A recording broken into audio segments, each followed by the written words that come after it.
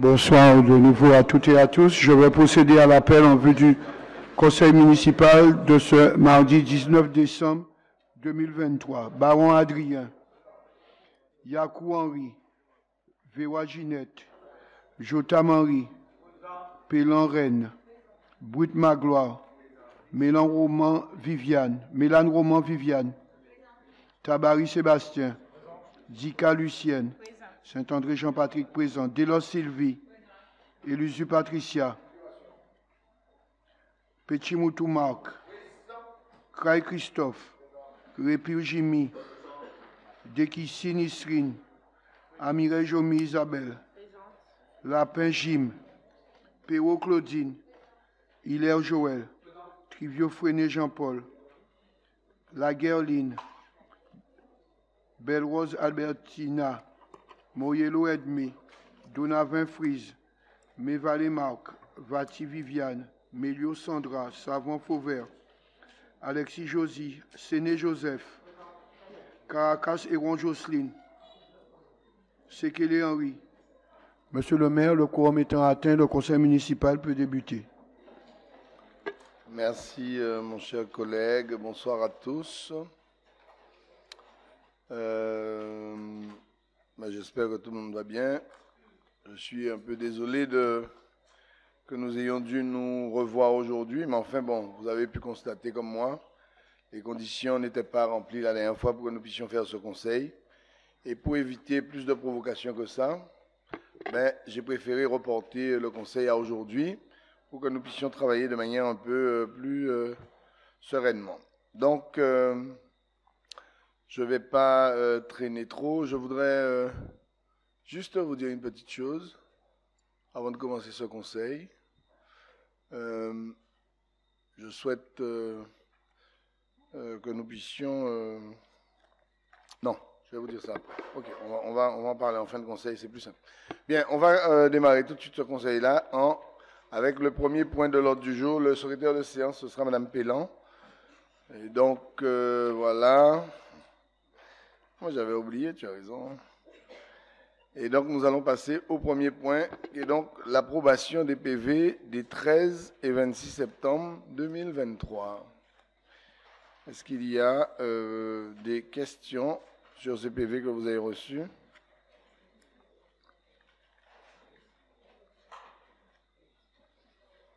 Pas de questions.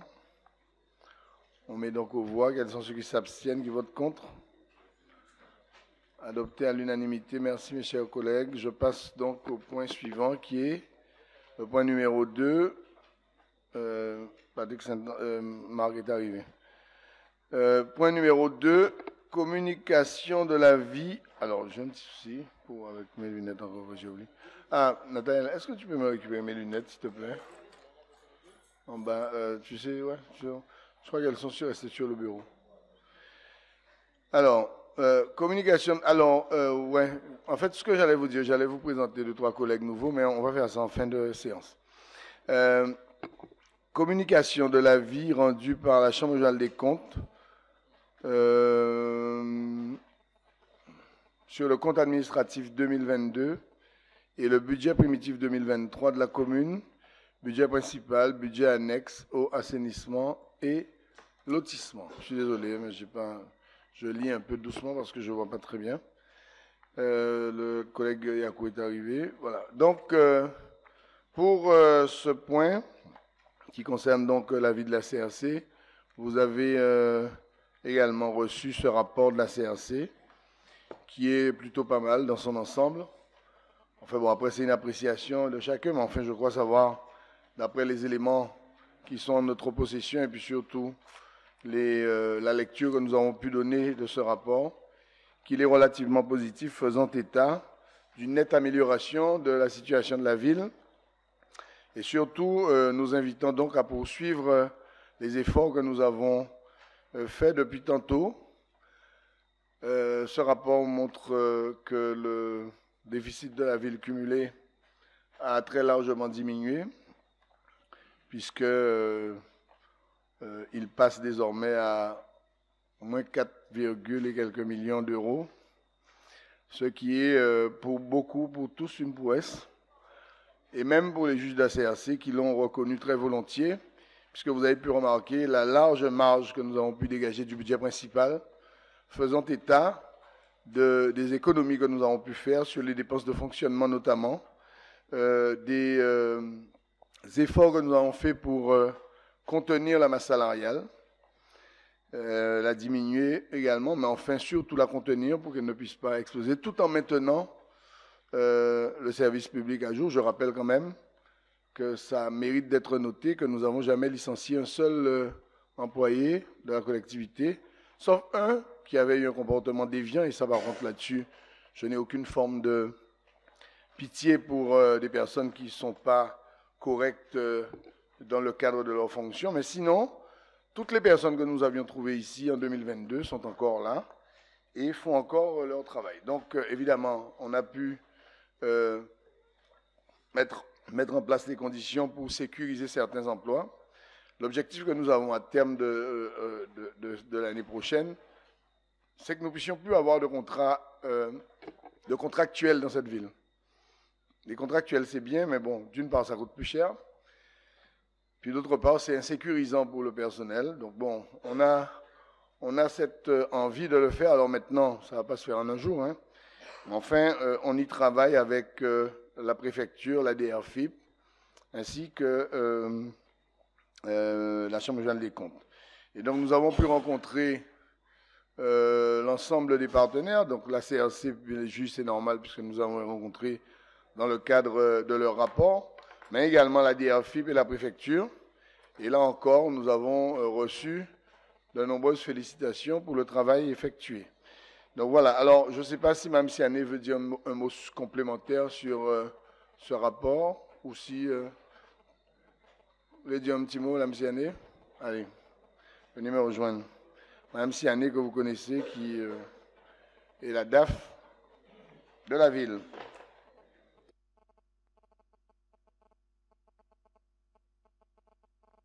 Bonsoir à tous. Donc, Monsieur le maire, il a un peu tout dit. Donc, je rajouterai, en fait, ce qui est très positif pour la ville, que la CRC a fait la démonstration de faire un résultat prévisionnel pour 2023. Et il nous dit, en fait, qu'on aura un résultat global à hauteur de 2 866 710 99, malgré l'intégration du déficit, en fait, du budget eau et assainissement. Donc, c'est assez, en fait, important à le souligner. Et en tout cas, en fait, l'objectif, en fait, de la collectivité, c'est de sortir, en fait, sous la saisine de la CRC et surtout, en fait, fiabiliser, en fait, les comptes, qui est le cœur de métier de la direction des finances. Voilà.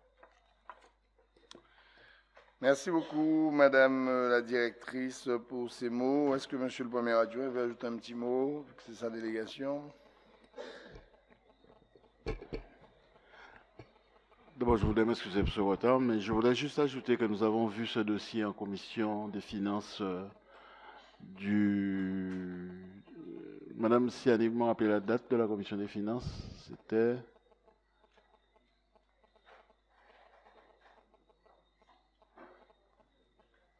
Elle ne se souvient pas de la date, moi non plus. Il y a à peu près 2 semaines, oui, tout à fait. Mais plus globalement, je pense que l'ensemble des collègues qui étaient présents à cette commission ont eu à observer un peu plus dans le détail ce que le maire a présenté en termes de synthèse, qui se résume, selon moi, à un redressement qui est bien engagé, des améliorations qu'il faut conforter. Je pense pouvoir résumer ça en quelques mots. À titre personnel, je pense que la CRC attend encore de voir comment se passera l'analyse des comptes de 2023 pour donner une opinion, a priori, qui devrait être encore plus favorable que celle d'aujourd'hui. Voilà. Merci, Monsieur le Premier adjoint. Oui, je pense que nous devons tous nous féliciter pour ce travail-là. Bon gré, mal gré, avec les difficultés, mais enfin, unanimement, dans tout le pays de Guadeloupe, tout le monde reconnaît bien ses efforts. Et d'ailleurs, beaucoup s'interrogent sur savoir comment on a fait pour faire autant d'économies, parce que effectivement, il y a des communes qui sont à 3 millions de déficit, 2 millions de déficit, et qui traînent ça depuis des années, qui n'arrivent pas à le faire. Donc tous ces efforts-là, eh bien, ils sont bien évidemment solidaires de vous tous, hein, collègues. Ce n'est pas uniquement moi, c'est toute l'équipe. Hein. D'abord, le collègue Yakou pour lequel cette délégation est la sienne, et puis l'équipe administrative. Je crois qu'on a une belle équipe aux finances actuellement qui est solide. Et donc, je crois qu'avec toutes celles, principalement des filles, hein, avec simplement monsieur Pérélus, mais sinon c'est des femmes. Monsieur Pérélus, vous arrivez à vous retrouver avec toutes ces femmes? Ça va? Ça va? Il y a qui? Ah non, monsieur Guillaume, il était... c'est vrai, Bébert, excuse-moi, je suis désolé. Mais Bébert, lui, il est ancien, donc... Amédien, madame, non, jamais. Bon, voilà, Bébert aussi, bon, voilà. Donc, sinon, mais c'était une boutade. Mais tout ça pour vous dire que l'équipe est bien solide. Voilà. Bien, ben, mes chers collègues, la commission, c'était le 28 novembre. Est-ce qu'il y a des questions? En parenthèse des questions, est-ce qu'il y a des observations? Pas d'observation? Monsieur Séné. Oui, bonsoir à tous. Je ne sais pas... enfin, l'ordre du jour appelle donc la communication de l'avis rendu par la Chambre régionale des comptes. Mais dans les documents qui m'ont été transmis, je n'ai pas trouvé cet avis. Alors, je ne sais pas si c'est une erreur dans mon paquet ou bien c'est une erreur pour l'ensemble des élus, puisque c'est vraiment l'avis de la Chambre sur lequel on doit porter, donc qu'on doit examiner ce soir. C'est vrai qu'il y a un beau document de plusieurs pages avec plusieurs appréciations de cet avis, mais je pense que les élus auraient dû être destinataires de ce document avec leur convocation. C'est la première des choses. Moi, je me le suis procuré et il y a quand même quelques points de détail, puisque effectivement, vous vous félicitez de ce qu'il y a des améliorations et je ne vais pas contester vos dires, puisque pour moi, la CRC, c'est d'abord poser la question de savoir si le budget de 2022 était en équilibre, puisqu'il avait été voté en équilibre. Et la conclusion de la CRC, c'est que ce budget a été voté, mais qu'il n'est pas en équilibre. Donc j'aurais souhaité aussi avoir quelques explications par rapport à cela. Quels sont les éléments qui ont été pris en considération? Et par rapport à cette remarque de la CRC, quels sont les éléments qui sont apportés pour rectifier ce budget qui puisse être en équilibre réel? Donc voilà quelques observations que je voulais faire. Merci, mon cher collègue. D'abord, tu as raison. Et, le rapport doit être transmis. Donc s'il n'a pas été transmis, c'est une erreur de l'administration. Et donc, même s'il est public, puisque tout le monde l'a aujourd'hui, mais tu as complètement raison là-dessus, il n'y a pas de discussion sur le sujet. Donc, je pense que c'est un oubli ou une erreur. Est-ce que personne ne l'a reçu? Bon, mais comment c'est possible? Il est où, M. Pandolf? On ne l'a pas transmis? Bon, alors il faut le transmettre, puisque bon, vous ne pouvez pas mettre un avis sur un ordre du jour et ne pas le transmettre. Bon, voilà. Bon, mais je suis désolé, mes chers collègues. Ce qu'on va faire, c'est que dès demain matin, on va vous transmettre cet avis-là. Et bon, je suis un peu embêté par rapport à ça, mais c'est pas grave. Bon, allez, on va gérer ça.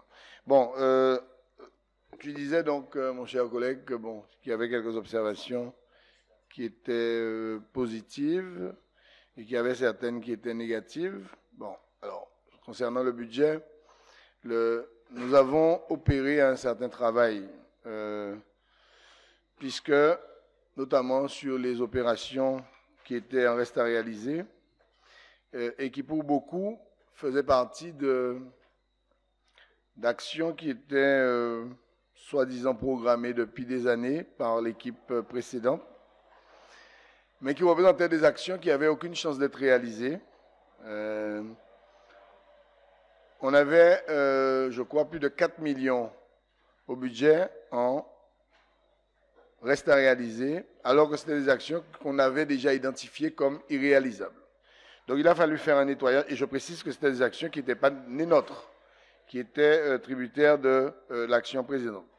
Nous avons dû donc les modifier entre-temps. C'est vrai que bon, le budget avait été voté entre-temps, mais enfin, ce travail-là, il y a tout un travail qui a été fait pendant tout le cours de l'année pour pouvoir porter quelques ajustements, et c'est vrai que certains chiffres ont pu être modifiés. Et lorsque la CRC a fait des observations, pratiquement toutes les observations qui étaient faites, même si elles créaient une différence sur les différents montants, c'était toujours des différences positives. Ça veut dire que les restes à réaliser ont fortement diminué, le déficit lui-même a fortement diminué, etc. Et donc c'est vrai que les chiffres n'étaient pas les mêmes. Bon, voilà. Après, comme je dis, chacun a son appréciation et on ne va pas polémiquer. Je peux comprendre qu'un opposant ne puisse pas trouver que les choses soient bien, ça c'est normal, ça ne me choque pas. Donc voilà. Est-ce que, même si Anne voulait ajouter quelque chose? Bonsoir, Monsieur Séné. Oui, en fait, j'allais juste vous demander de reformuler votre question. Je vais juste rajouter un élément. En fait, l'observation principale porte sur le fait que le budget n'a pas été voté en équilibre réel. C'est la CRC qui le dit, ce n'est pas moi. D'accord? Alors que ce budget a été présenté en équilibre réel et a été voté ici en séance. La délibération dit que le budget a été voté en équilibre réel. Ce que la CRC ne confirme pas. Le budget adopté a été adopté en suréquilibre de 9 millions d'euros à peu près, et le BP corrigé par la CRC est en suréquilibre de 2 800 000 euros. Je pense que pour le public, puisque en fait le public est appelé à connaître ce qui se passe dans la commune, les élus que nous sommes sont appelés à savoir ce qui se passe au niveau de la gestion, et qu'on ait au moins quelques éléments qui nous permettent de faire ce lien entre ce qui avait été voté la première fois et qui est modifié aujourd'hui par la CRC. Surtout quand les élus n'ont pas reçu le document. Oui. Donc, en tout cas, je tiens à m'excuser, en fait, si l'avis n'a pas été transmis. Alors, pour être clair, comment ça se passe, en fait, on va dire, un contrôle de la CRC, un contrôle budgétaire. Donc, puisque le budget, il a été voté, le budget principal en suréquilibre et les annexes en déséquilibre, le préfet, en fait, il a transmis à la CRC pour effectuer, en fait, une saisine budgétaire. Donc, la saisine, elle a commencé au mois de juillet et elle a pris fin au mois de décembre. Octobre, pardon. Et durant toute cette période, il y a une série de questions auxquelles la ville s'est attachée à répondre en commentant, en illustrant, en apportant des preuves. Et c'est à l'issue, en fait, de tous ces travaux qu'ils ont conclu également que le budget, il a été, en fait, que le déficit, en fait, a été corrigé en sincérité à hauteur de moins 4 millions. Oui, je suis désolé. Est-ce qu'il y a d'autres questions? Le processus, on le connaît.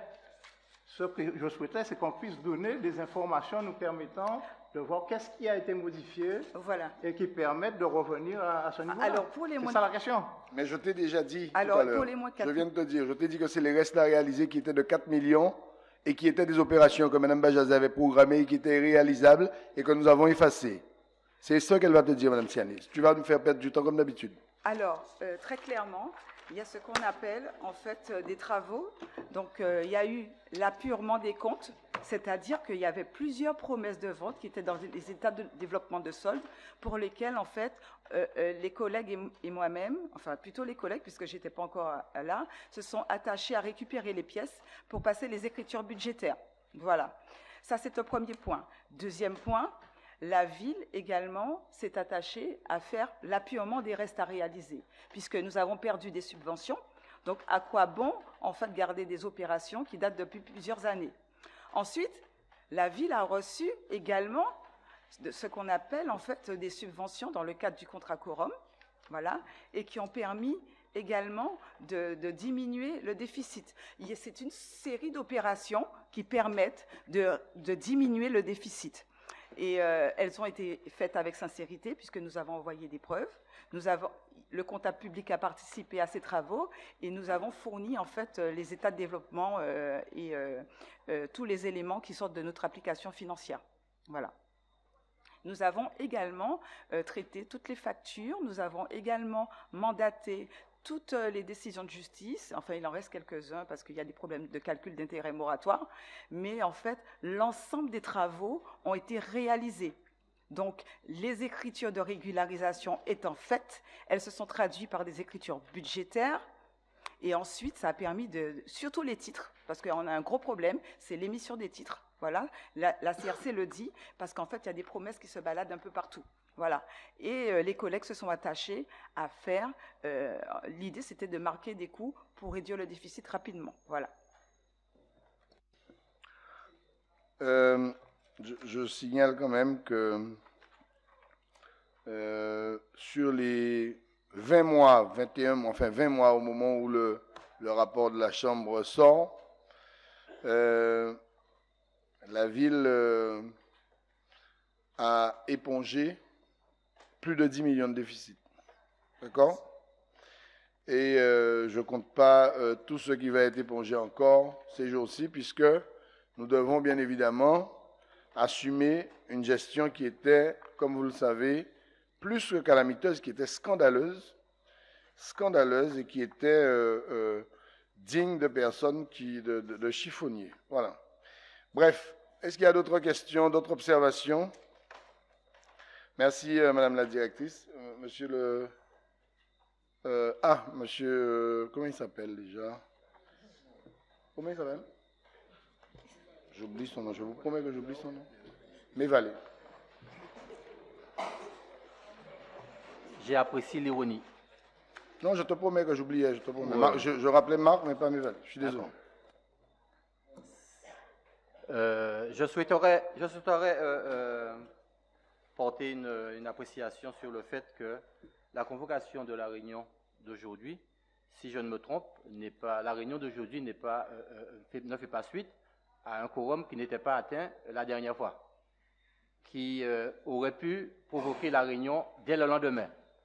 Donc, la convocation de cette réunion devrait tenir compte à partir de la date de l'écrit de la convocation de 5 jours ouvrables.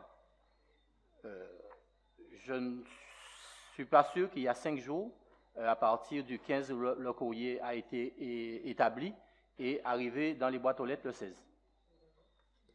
Merci, M. Mévalé. Vous connaissez bien le chemin de la gendarmerie et tout ça, du tribunal, vous pouvez aller sans problème. Allez, on continue. Est-ce qu'il y a d'autres observations? Pas d'autres observations? Bon, ben on ne met pas aux voix, c'est une communication, c'est un avis. On passe donc au point 3, qui est donc clôture et dissolution des budgets annexes eau et assainissement. C'est donc, je crois, M. Guillaume qui présente, c'est ça? Hubert, viens de notre côté.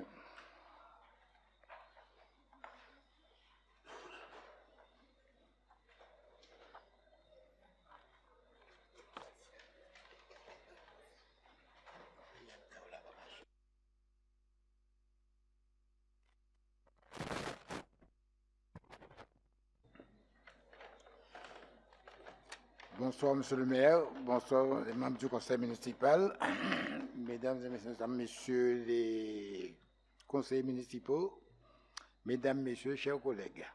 Alors, il s'agit pour nous de parler de clôture et dissolution des budgets annexes eau et assainissement. Il faut savoir que cette compétence a été dévolue à la communauté d'agglomération, disons la CNBT, en 2015.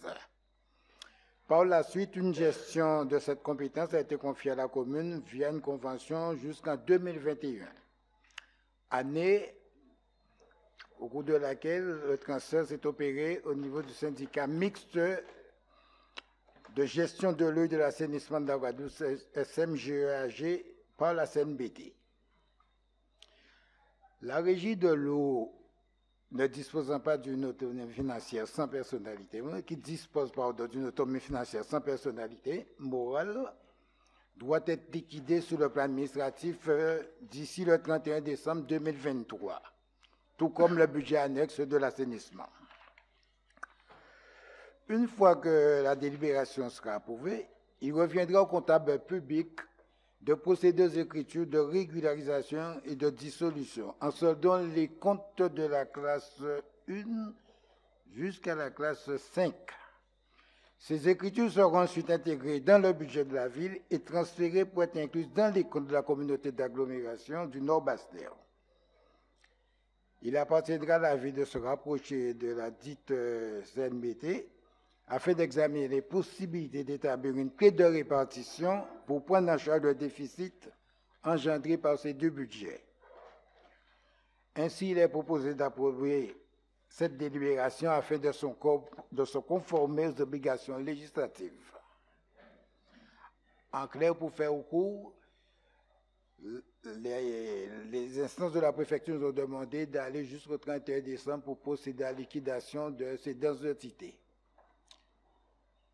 Et c'est la raison pour laquelle il est prévu de prendre une délibération en ce sens. Bien, alors, mes chers collègues, vous avez remarqué que la délibération ne comporte pas de chiffres pour une simple et bonne raison, c'est que nous sommes en train d'affiner les différents chiffres qui ont été transmis et puis le temps de terminer. Je rappelle quand même que nous sommes la première collectivité ou syndicat concerné par un budget de l'eau qui va clôturer les comptes, hein, parce que jusqu'à aujourd'hui, aucune des autres n'a pu le faire. Et d'ailleurs, nous avons été très félicités par la CRC par rapport à ce travail-là. Simplement, vous devez savoir que bon, le cumul du budget de l'eau et de l'assainissement, c'est 12 millions d'euros de déficit. D'accord? Et ces 12 millions, bien évidemment, alors j'ai arrondi, puisque bon, on va faire une communication plus exacte après avoir pris la tâche du percepteur. Cette délibération nous permet précisément de lancer l'opération. Cette somme donc de 12 millions va être, comme vous le savez, absorbée dans le budget principal, avec tout de même, puisque vous savez, il y a eu vice de forme lorsque, en 2015, il y a eu signature entre CNBT et Ville de Sainte-Rose d'une convention de gestion. Puisqu'à l'époque, une convention de gestion ne pouvait pas être signée avec l'article qui avait été inséré, qui disait que la commune gardait le déficit alors que la compétence était transférée. C'était à ce moment-là complètement interdit. Enfin, disons que c'était contraire à la loi. En l'occurrence, la compétence étant transférée, l'actif et le passif sont transférés vers la collectivité d'accueil qui réceptionne cette compétence-là, donc en l'occurrence la CNBT. Et donc la CNBT en 2015 devait récupérer l'ensemble du déficit. Pour des raisons que je ne maîtrise pas, le maire a fait le choix de signer une convention de gestion et de... peut-être que certains pourront nous expliquer ça, parce que nous sommes en 2015, n'est-ce pas? Il y a certains qui étaient premiers adjoints. Bref. Mais à cette époque-là, on a choisi effectivement de laisser le déficit pour la ville de Sainte-Rose, pour des raisons qui me sont complètement obscures. Bref. Entre-temps, les textes ont évolué. Et effectivement, il a été dit que bon, qu'on pouvait désormais laisser le déficit à la collectivité qui cédait la compétence à condition de négociation. Donc aujourd'hui, la CRC préconise que nous puissions échanger avec la CNBT pour voir s'il y a une possibilité de partager ce déficit. Simplement, vous comprenez bien que la CNBT n'est pas trop bête sur ce coup-là, n'ayant pas aujourd'hui d'obligation formelle de récupérer ce déficit, ce qui était le cas en 2015, mais aujourd'hui, il va falloir négocier dur. Et c'est si le président Losbar veut bien lâcher du lest, si les collègues de la CNBT veulent bien lâcher du lest et que nous sommes en capacité de défendre ce dossier-là de manière intelligente, que nous allons peut-être obtenir un certain partage. Et quand je dis partage, je ne me fais pas d'illusions sur la somme. Mais enfin bon, les discussions sont entamées, nous avons posé le cadre. Moi, je n'ai pas envie de faire un contentieux avec la CNBT sur ce coup-là parce que on n'est pas sûr de pouvoir gagner ce procès-là. Ceci dit, je vais faire appel quand même au bon sens du président Losbar et du conseil communautaire pour leur dire que, bon voilà, il y a à aucun endroit où on transfère une compétence où on ne transfère pas l'actif et le passif. Hein? On a transféré le passif, il n'y a pas de raison que l'actif... On a transféré l'actif, il n'y a pas de raison que le passif ne soit pas transféré également. Bon, nous allons en discuter, j'espère pouvoir grappiller, si vous me permettez cette expression, quelque chose. Bon, mais on n'en est pas si sûr.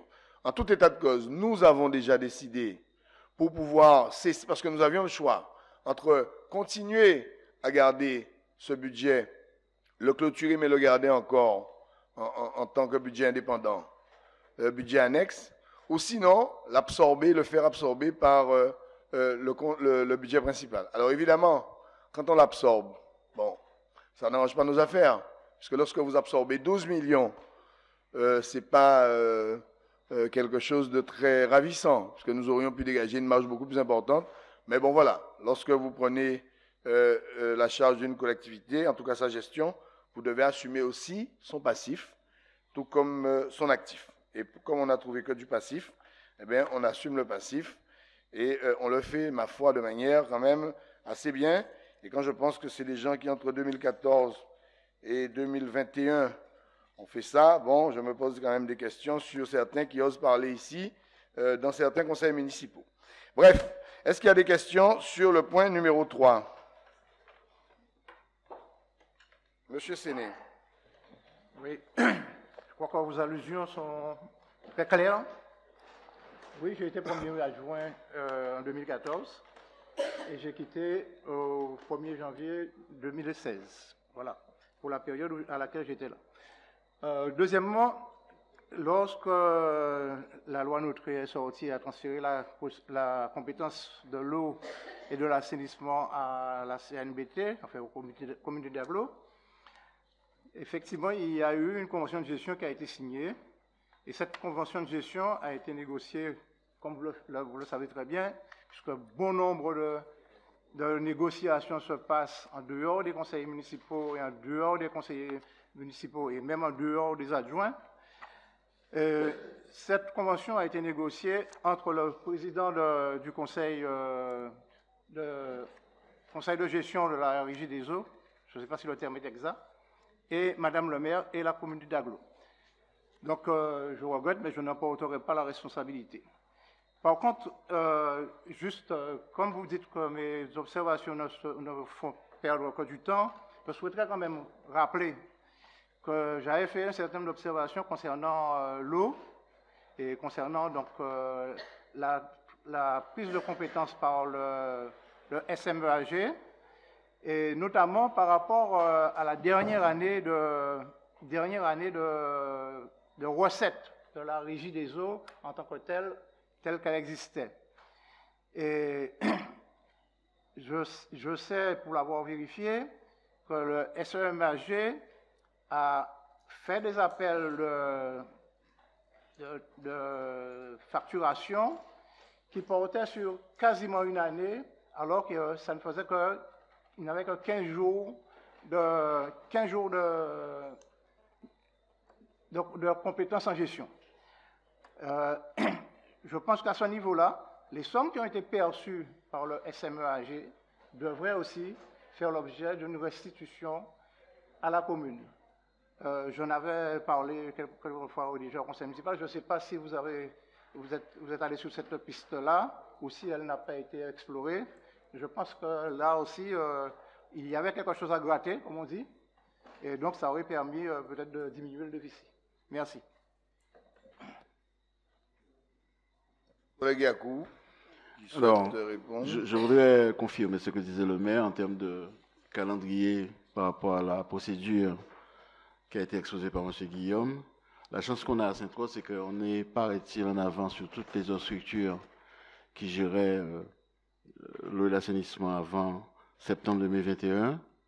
Mais comme je suis moi-même élu représentant de la communauté d'agglomération au SMGEAG, n'est pas encore venu à l'ordre du jour, justement au SMEAG, toutes ces procédures qui vont obliger le SMEAG à ce moment-là revoir pratiquement à nous donner, en tout cas en tant qu'élu au SMEAG, une certaine lisibilité comptable. Alors, je me fais fort, parce qu'on avait déjà entendu cette observation, de clarifier la situation de la Régie des eaux de Sainte-Rose jusqu'au 30 août 2021 par rapport à des factures, effectivement, qui ont été émises sur une période où, a priori, le SMEAG n'était pas gestionnaire.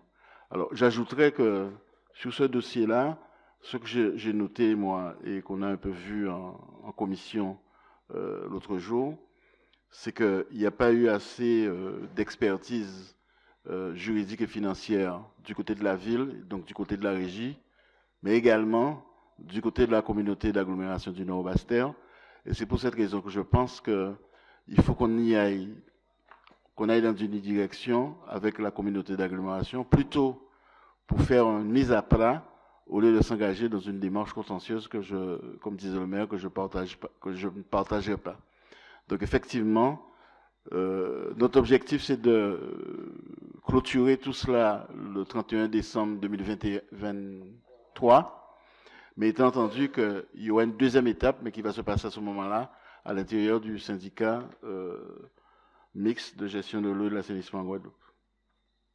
Merci, mon cher collègue. Je voudrais juste ajouter également sur cela qu'après avoir observé quelques éléments et interrogé le SMGAG, ils ont commencé à facturer 8 mois après leur installation. C'est-à-dire que les premières factures sont parties 8 mois après l'installation du SMGAG, enfin 8 mois après le mois de septembre 2021.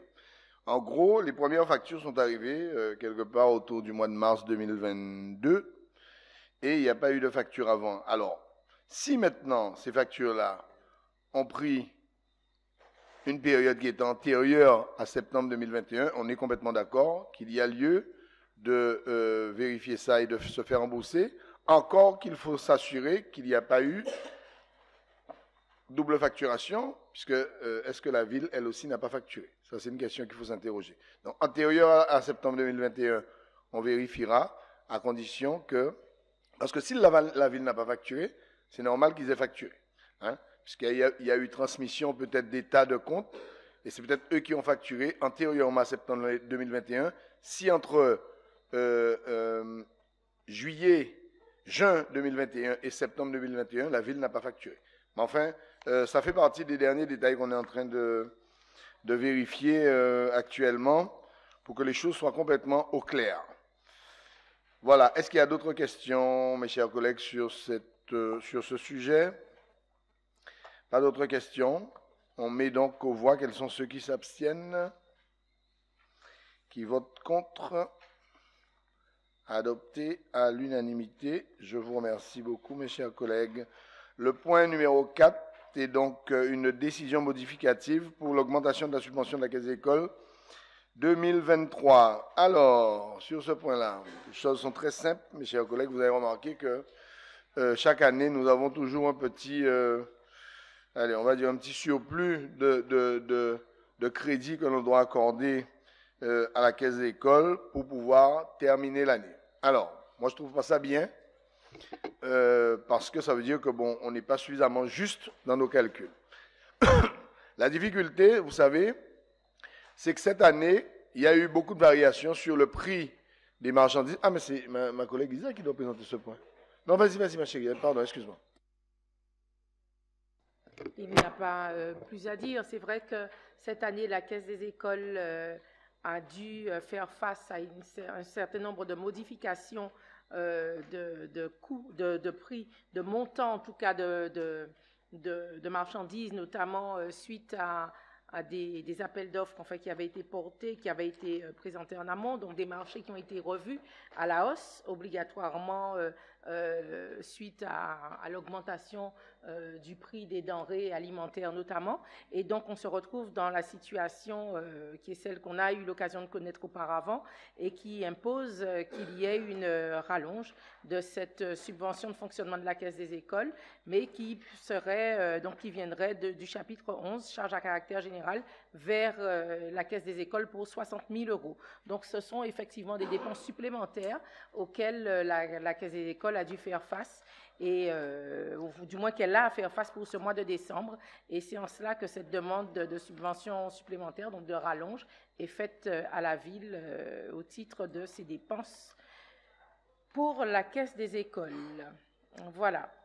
Notamment un certain nombre de charges également au niveau du personnel. Donc, Madame Siané pourrait peut-être nous rajouter un certain nombre de précisions sur cela. Non plus? Non, okay. Rien de particulier. Merci. Voilà, super. Donc, bon, vous remarquerez quand même que l'année dernière, c'était 200 000 euros. Cette année, c'est 60 000 euros. Donc, on a, comment dire, tiré un peu plus juste quand même que l'année dernière. Mais, bon, voilà. Il y a des éléments qui sont quand même indépendants de notre volonté, notamment les 30% d'augmentation sur les denrées alimentaires.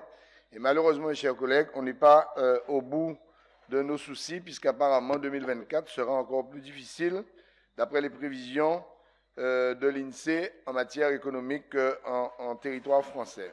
Bien. Est-ce qu'il y a des observations? Pas d'observations. On met donc aux voix. Quels sont ceux qui s'abstiennent? Qui votent contre? Adopté à l'unanimité. Merci, mes chers collègues. Le point numéro 5 est autorisation engagée, liquidée et mandatée de dépenses d'investissement avant le vote du budget principal 2024. La parole est à Madame qui c'est toi? Myriam, c'est toi ou c'est quelqu'un d'autre? Madame Poujol. Alors viens, ma chère Daniel, à côté de moi, pour nous présenter ce point.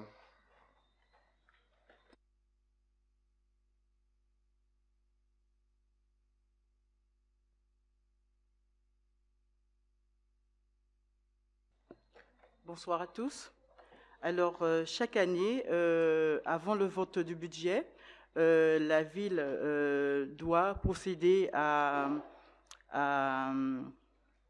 doit pouvoir engager les dépenses d'investissement. Pour ce faire, il y a lieu de prendre une délibération pour l'autoriser à engager, liquider et mandater dans la limite du quart du budget des crédits inscrits au budget de l'année, c'est-à-dire 2023.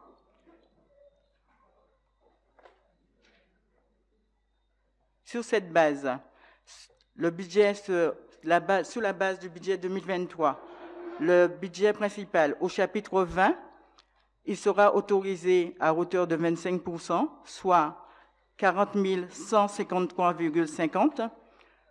Au chapitre 21, une autorisation de 25% qui fera la somme de 1 792 208. Et pour le chapitre 23, 221 601 €. Donc, il est demandé au Conseil de lui vouloir valider.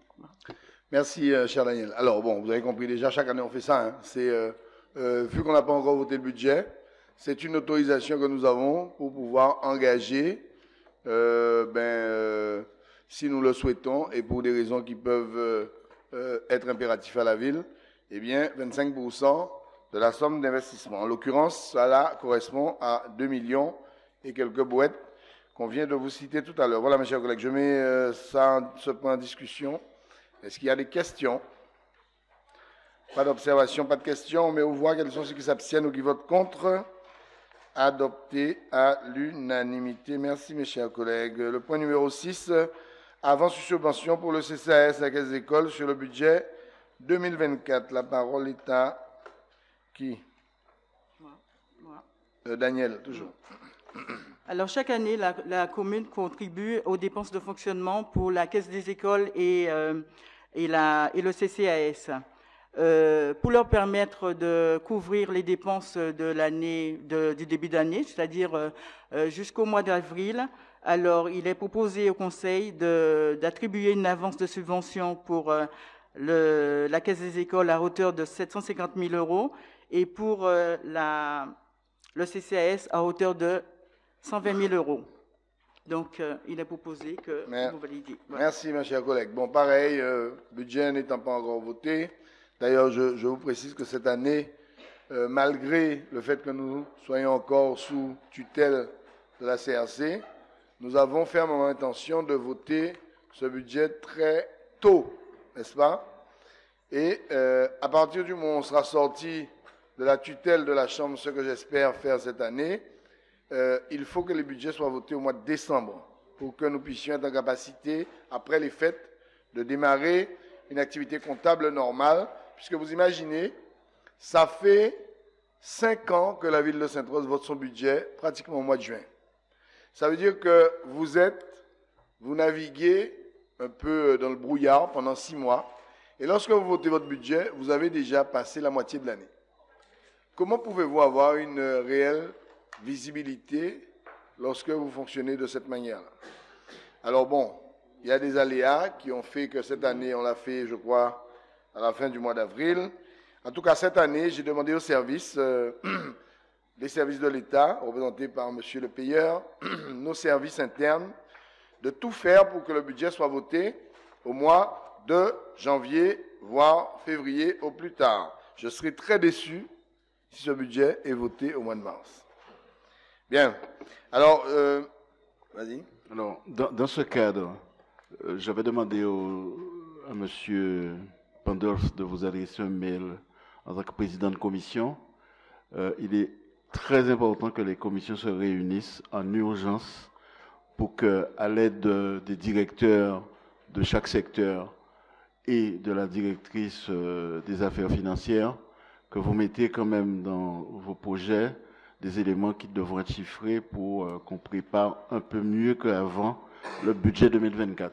Alors c'est important parce que je sais que des fois nous disons que oui, qu'est-ce qu'on fait pas, mais c'est les commissions qui doivent éclairer l'arbitrage du maire pour, lorsqu'on vient dans le moment de prendre des décisions, qu'ils sachent que tous les élus, toutes les commissions ont eu à travailler, surtout sur des sujets d'investissement particuliers. Voilà ce que je voulais dire. Très important, ce qu'Henri vient de dire là. Très important. Moi, j'ai une réunion de cadrage avec les services, je crois, demain, après-demain, enfin, je sais pas, dans les jours qui viennent là. On va jeter les premières bases. Mais si vous ne réunissez pas vos commissions, on fera à votre place. Hein, parce que il faudra prendre certaines décisions qui pourraient être prises par vous si, dans vos commissions, vous aviez pris ces décisions-là et surtout fait ces propositions-là. D'accord ? Alors, je ne dis pas que tout ce qu'on va proposer dans une commission va être retenu. Bon, après, il faut qu'on soit réaliste aussi au regard de nos possibilités. On recommence à retrouver un peu de crédibilité aujourd'hui. Bon, voilà quoi, hein, c'est pas mal. Donc, on va recommencer à investir.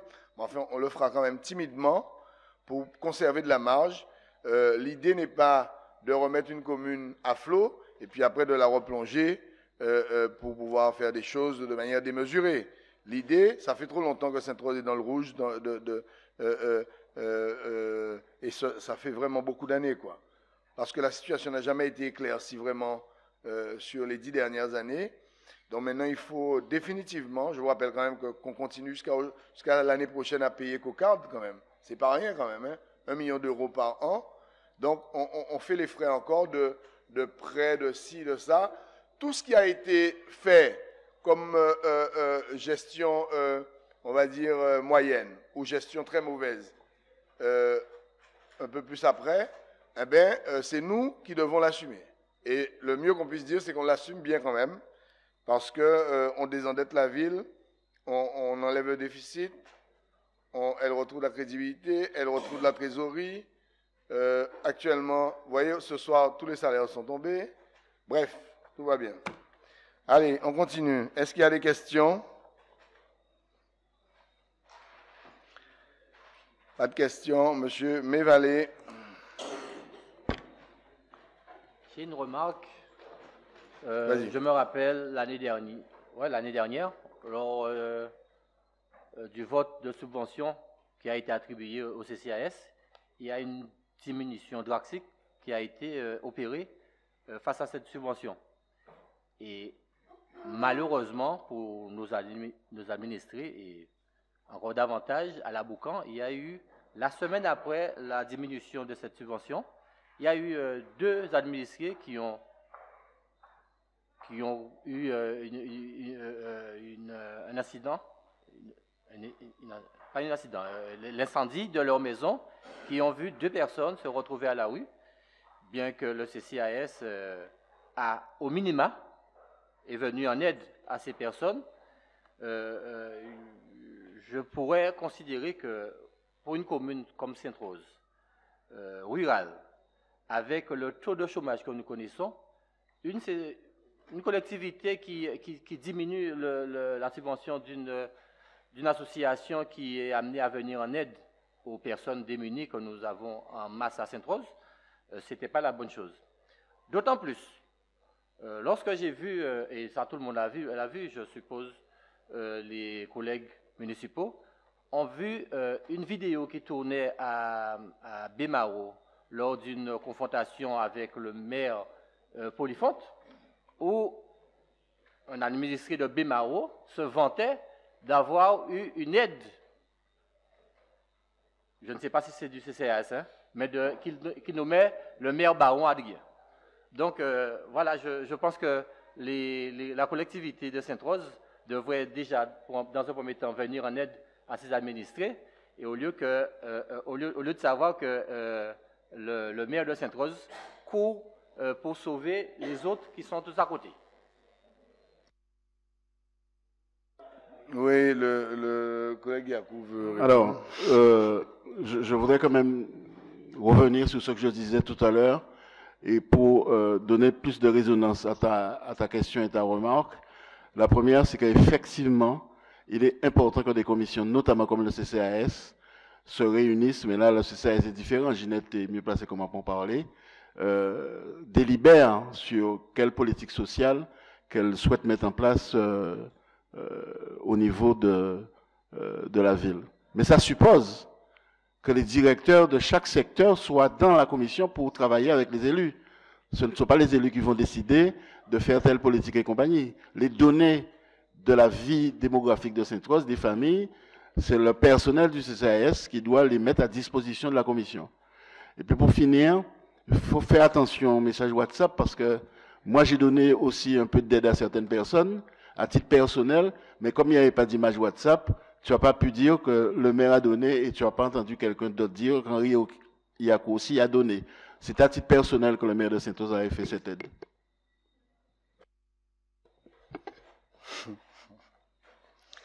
Mon cher Marc, je préfère laisser ça tomber. Mais enfin, sache que tu as raison, Henri a raison. Effectivement, c'est...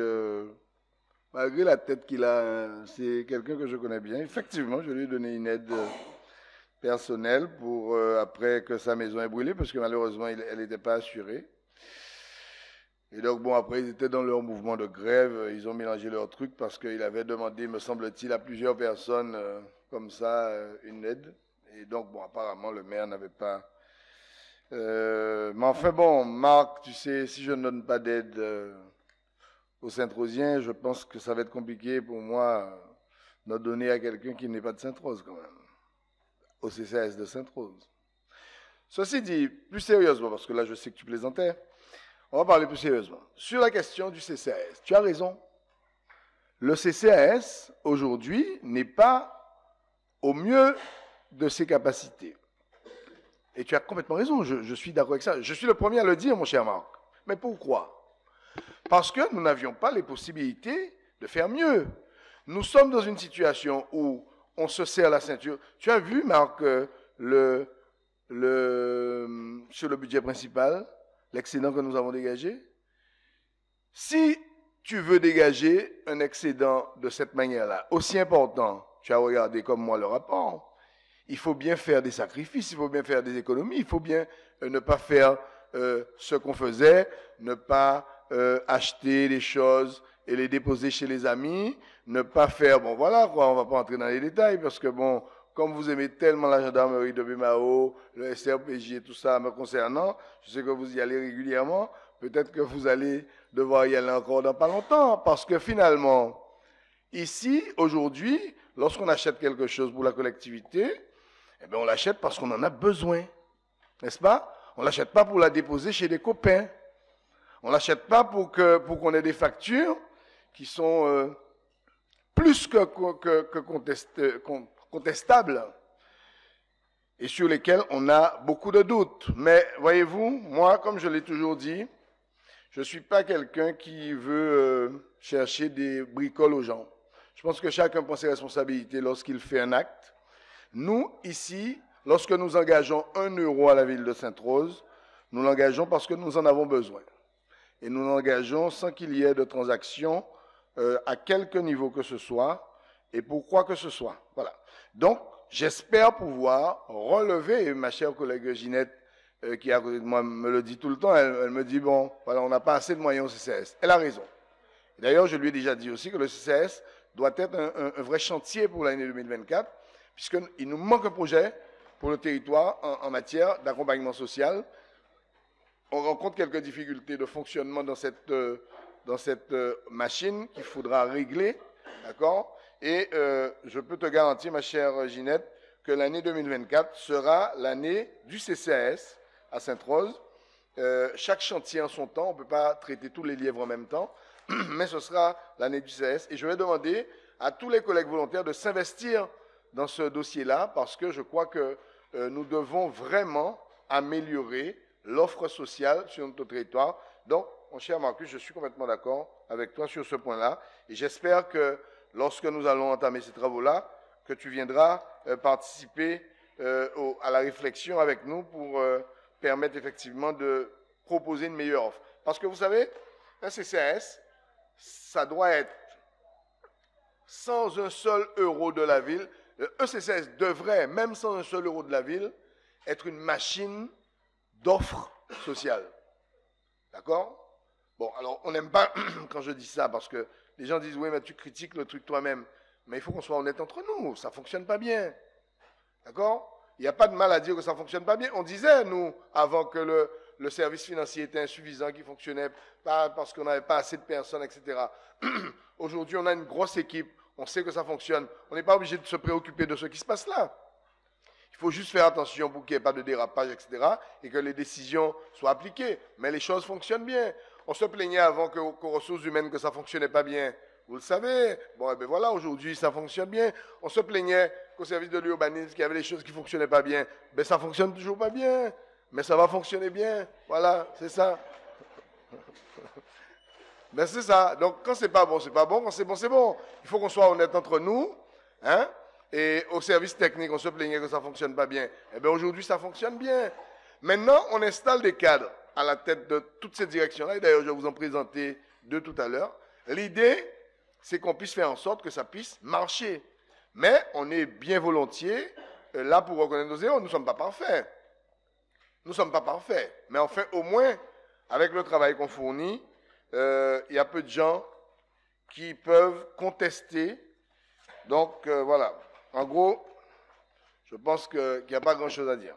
Bien, alors, donc, sur ce point, sur cette avance, donc, sur subvention pour le CCAS et la Caisse des écoles, je vous demande donc de bien vouloir passer au vote. Est-ce qu'il y a des personnes qui s'abstiennent ou qui votent contre? Adopté à l'unanimité. Merci, mes chers collègues. Le point 7, c'est le point vidéo, protection, installation de 21 caméras. Bon, alors, voilà un point extraordinaire, Marc.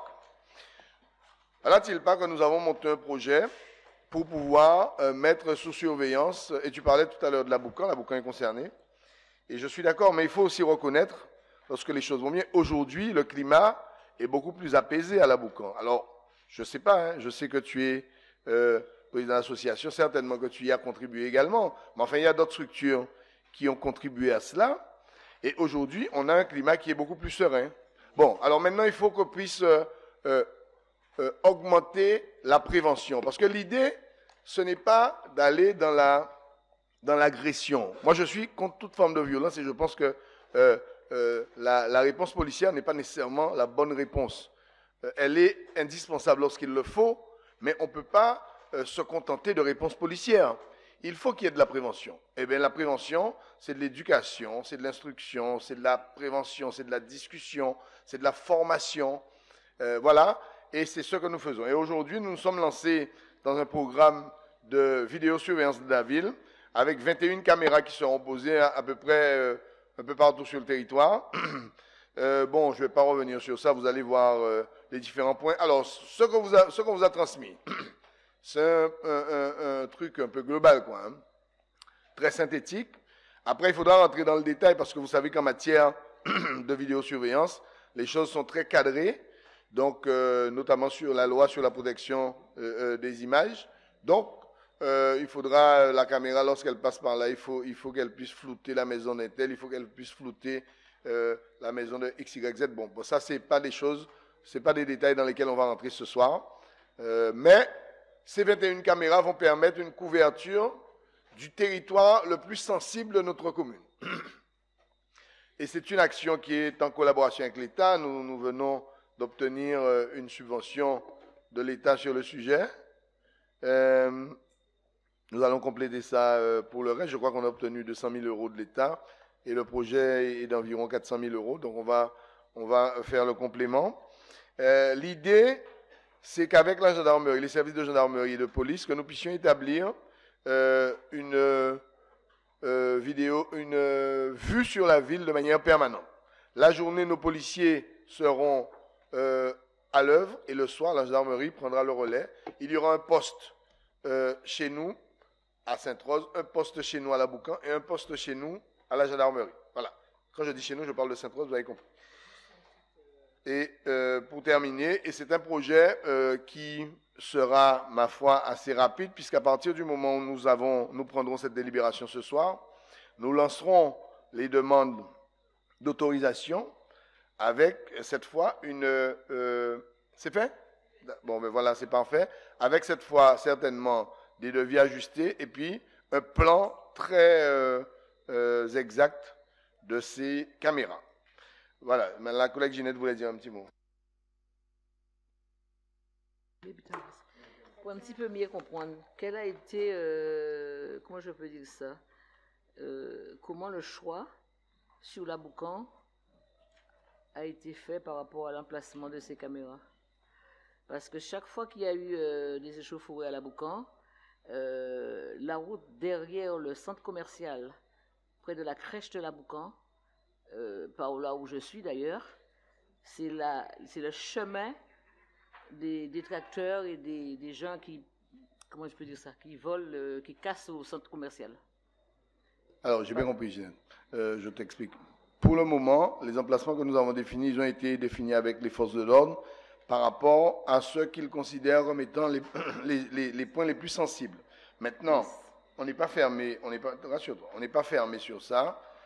Si il faut faire un ajustement sur une caméra, bon, on est prêt à discuter. Il faudra que tu puisses prendre la tâche de nos services, certainement M. Salco, pour qu'on puisse échanger là-dessus. Puisque, évidemment, tu es de la Boucan.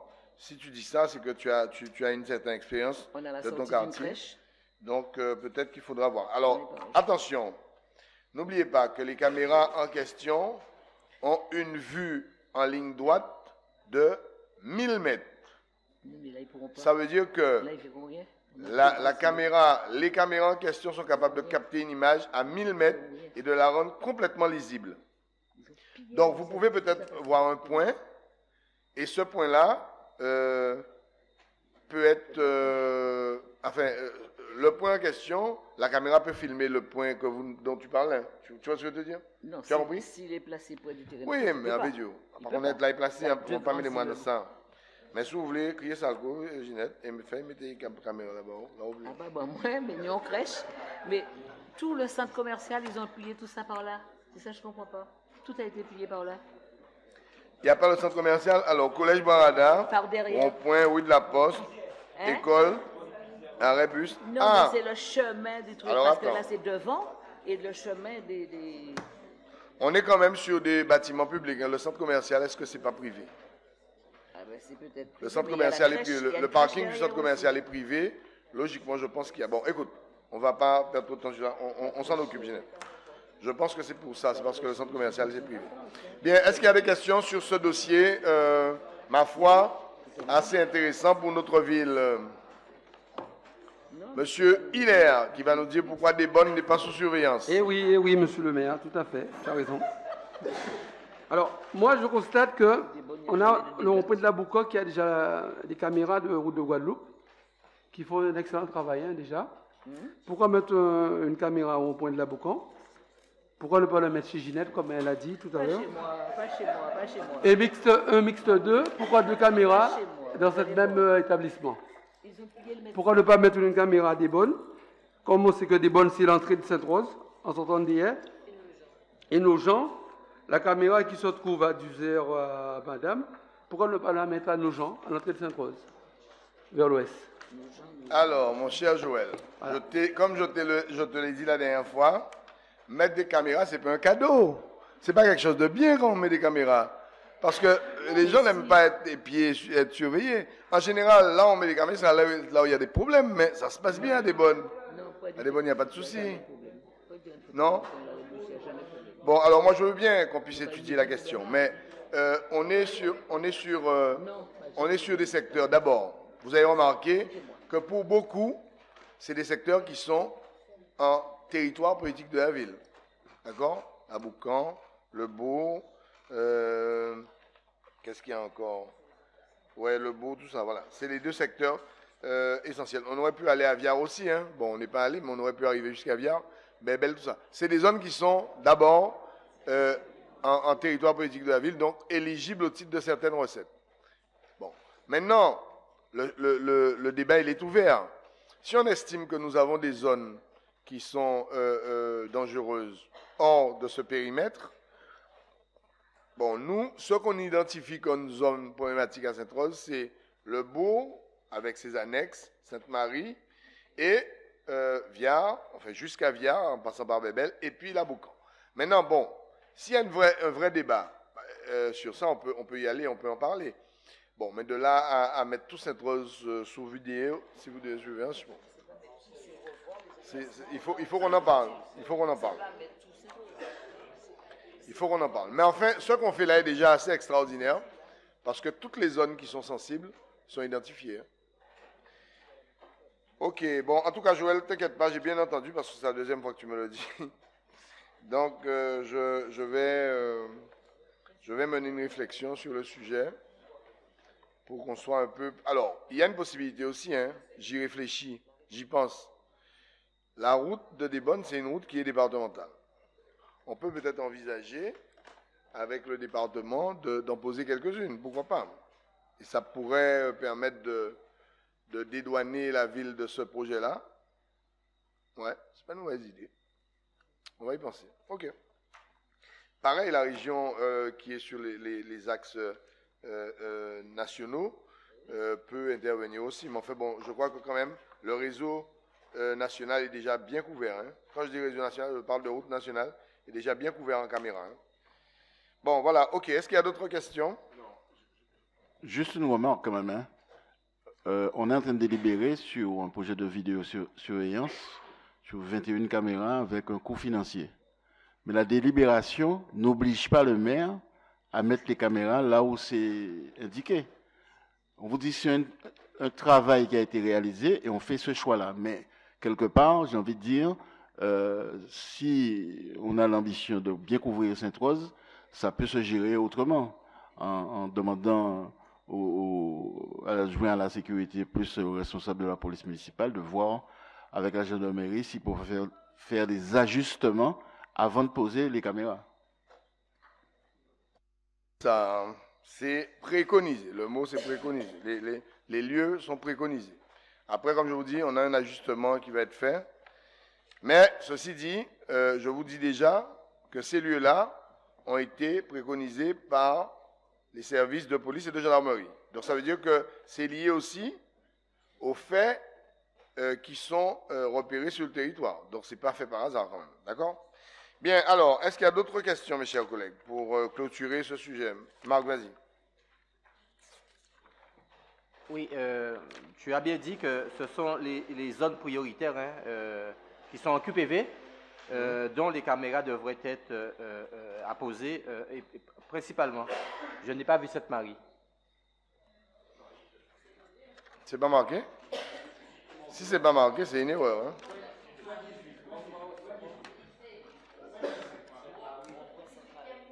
On prend Sainte-Marie? Oui. Sainte-Marie.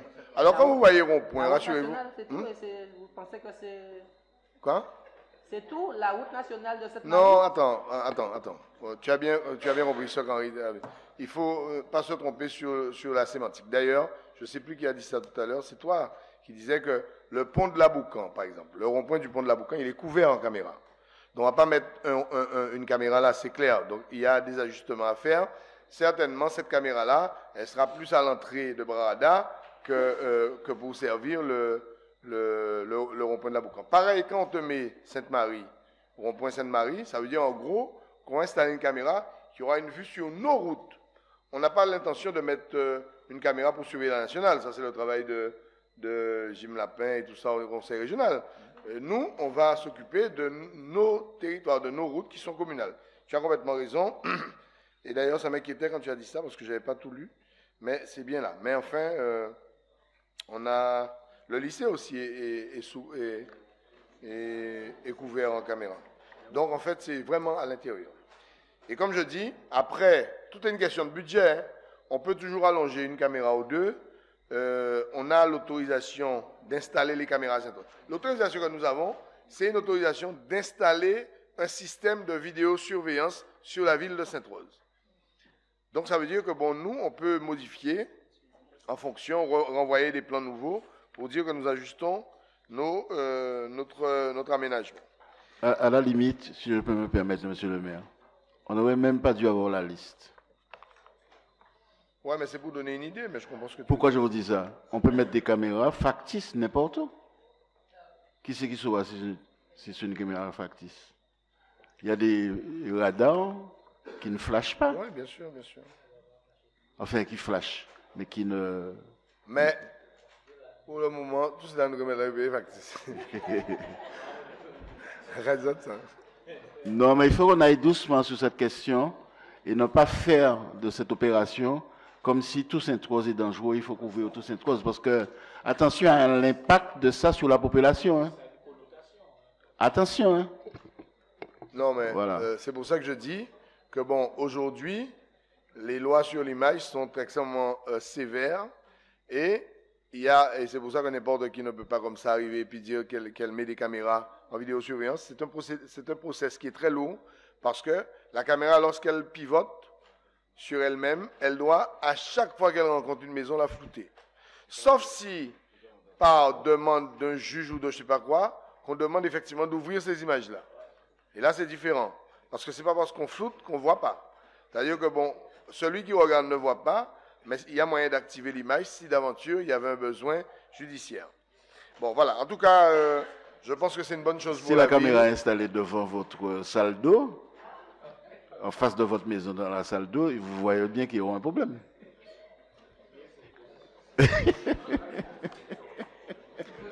Messieurs, s'il vous plaît. Allez, on passe aux voix. Quels sont ceux qui s'abstiennent? Qui votent contre? Adopté à l'unanimité. Merci mes chers collègues. On passe au point numéro 8, recrutement d'un volontaire territorial en administration VAT. Alors, ouais, VAT ou VTA. C'est les fameux VAT. C'est la même chose, c'est les VAT. Mais enfin, bon, on les appelle VTA. Bon, bref. Alors, ça, c'est une chose, encore une fois, intéressante pour notre ville, puisque, voilà, que nous avons pu mobiliser un financement de l'État pour pouvoir recruter un VTA. Alors, quelles sont les conditions de recrutement d'un VTA? D'abord, ça doit être un jeune diplômé avec peu d'expérience.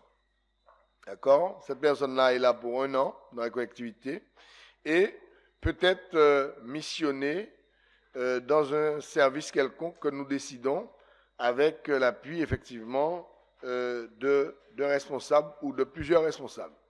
Et cette subvention de l'État, en quelque sorte, elle vient sanctionner aussi une bonne gestion, parce que bon, on n'accorde pas à toutes les communes une subvention pour avoir un VTA.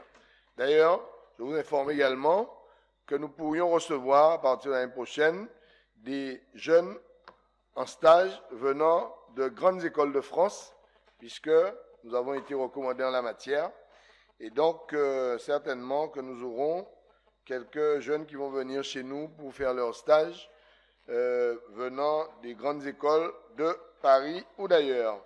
Voilà, alors sur ce VTA, j'ouvre les discussions. Y a-t-il des questions? Alors, est-ce qu'on a déjà un profil? Pas vraiment, on n'a pas réfléchi à ça. On va voter et puis on va commencer à réfléchir à ça à partir de demain matin, n'est-ce pas? Bien, pas de questions, pas d'observations.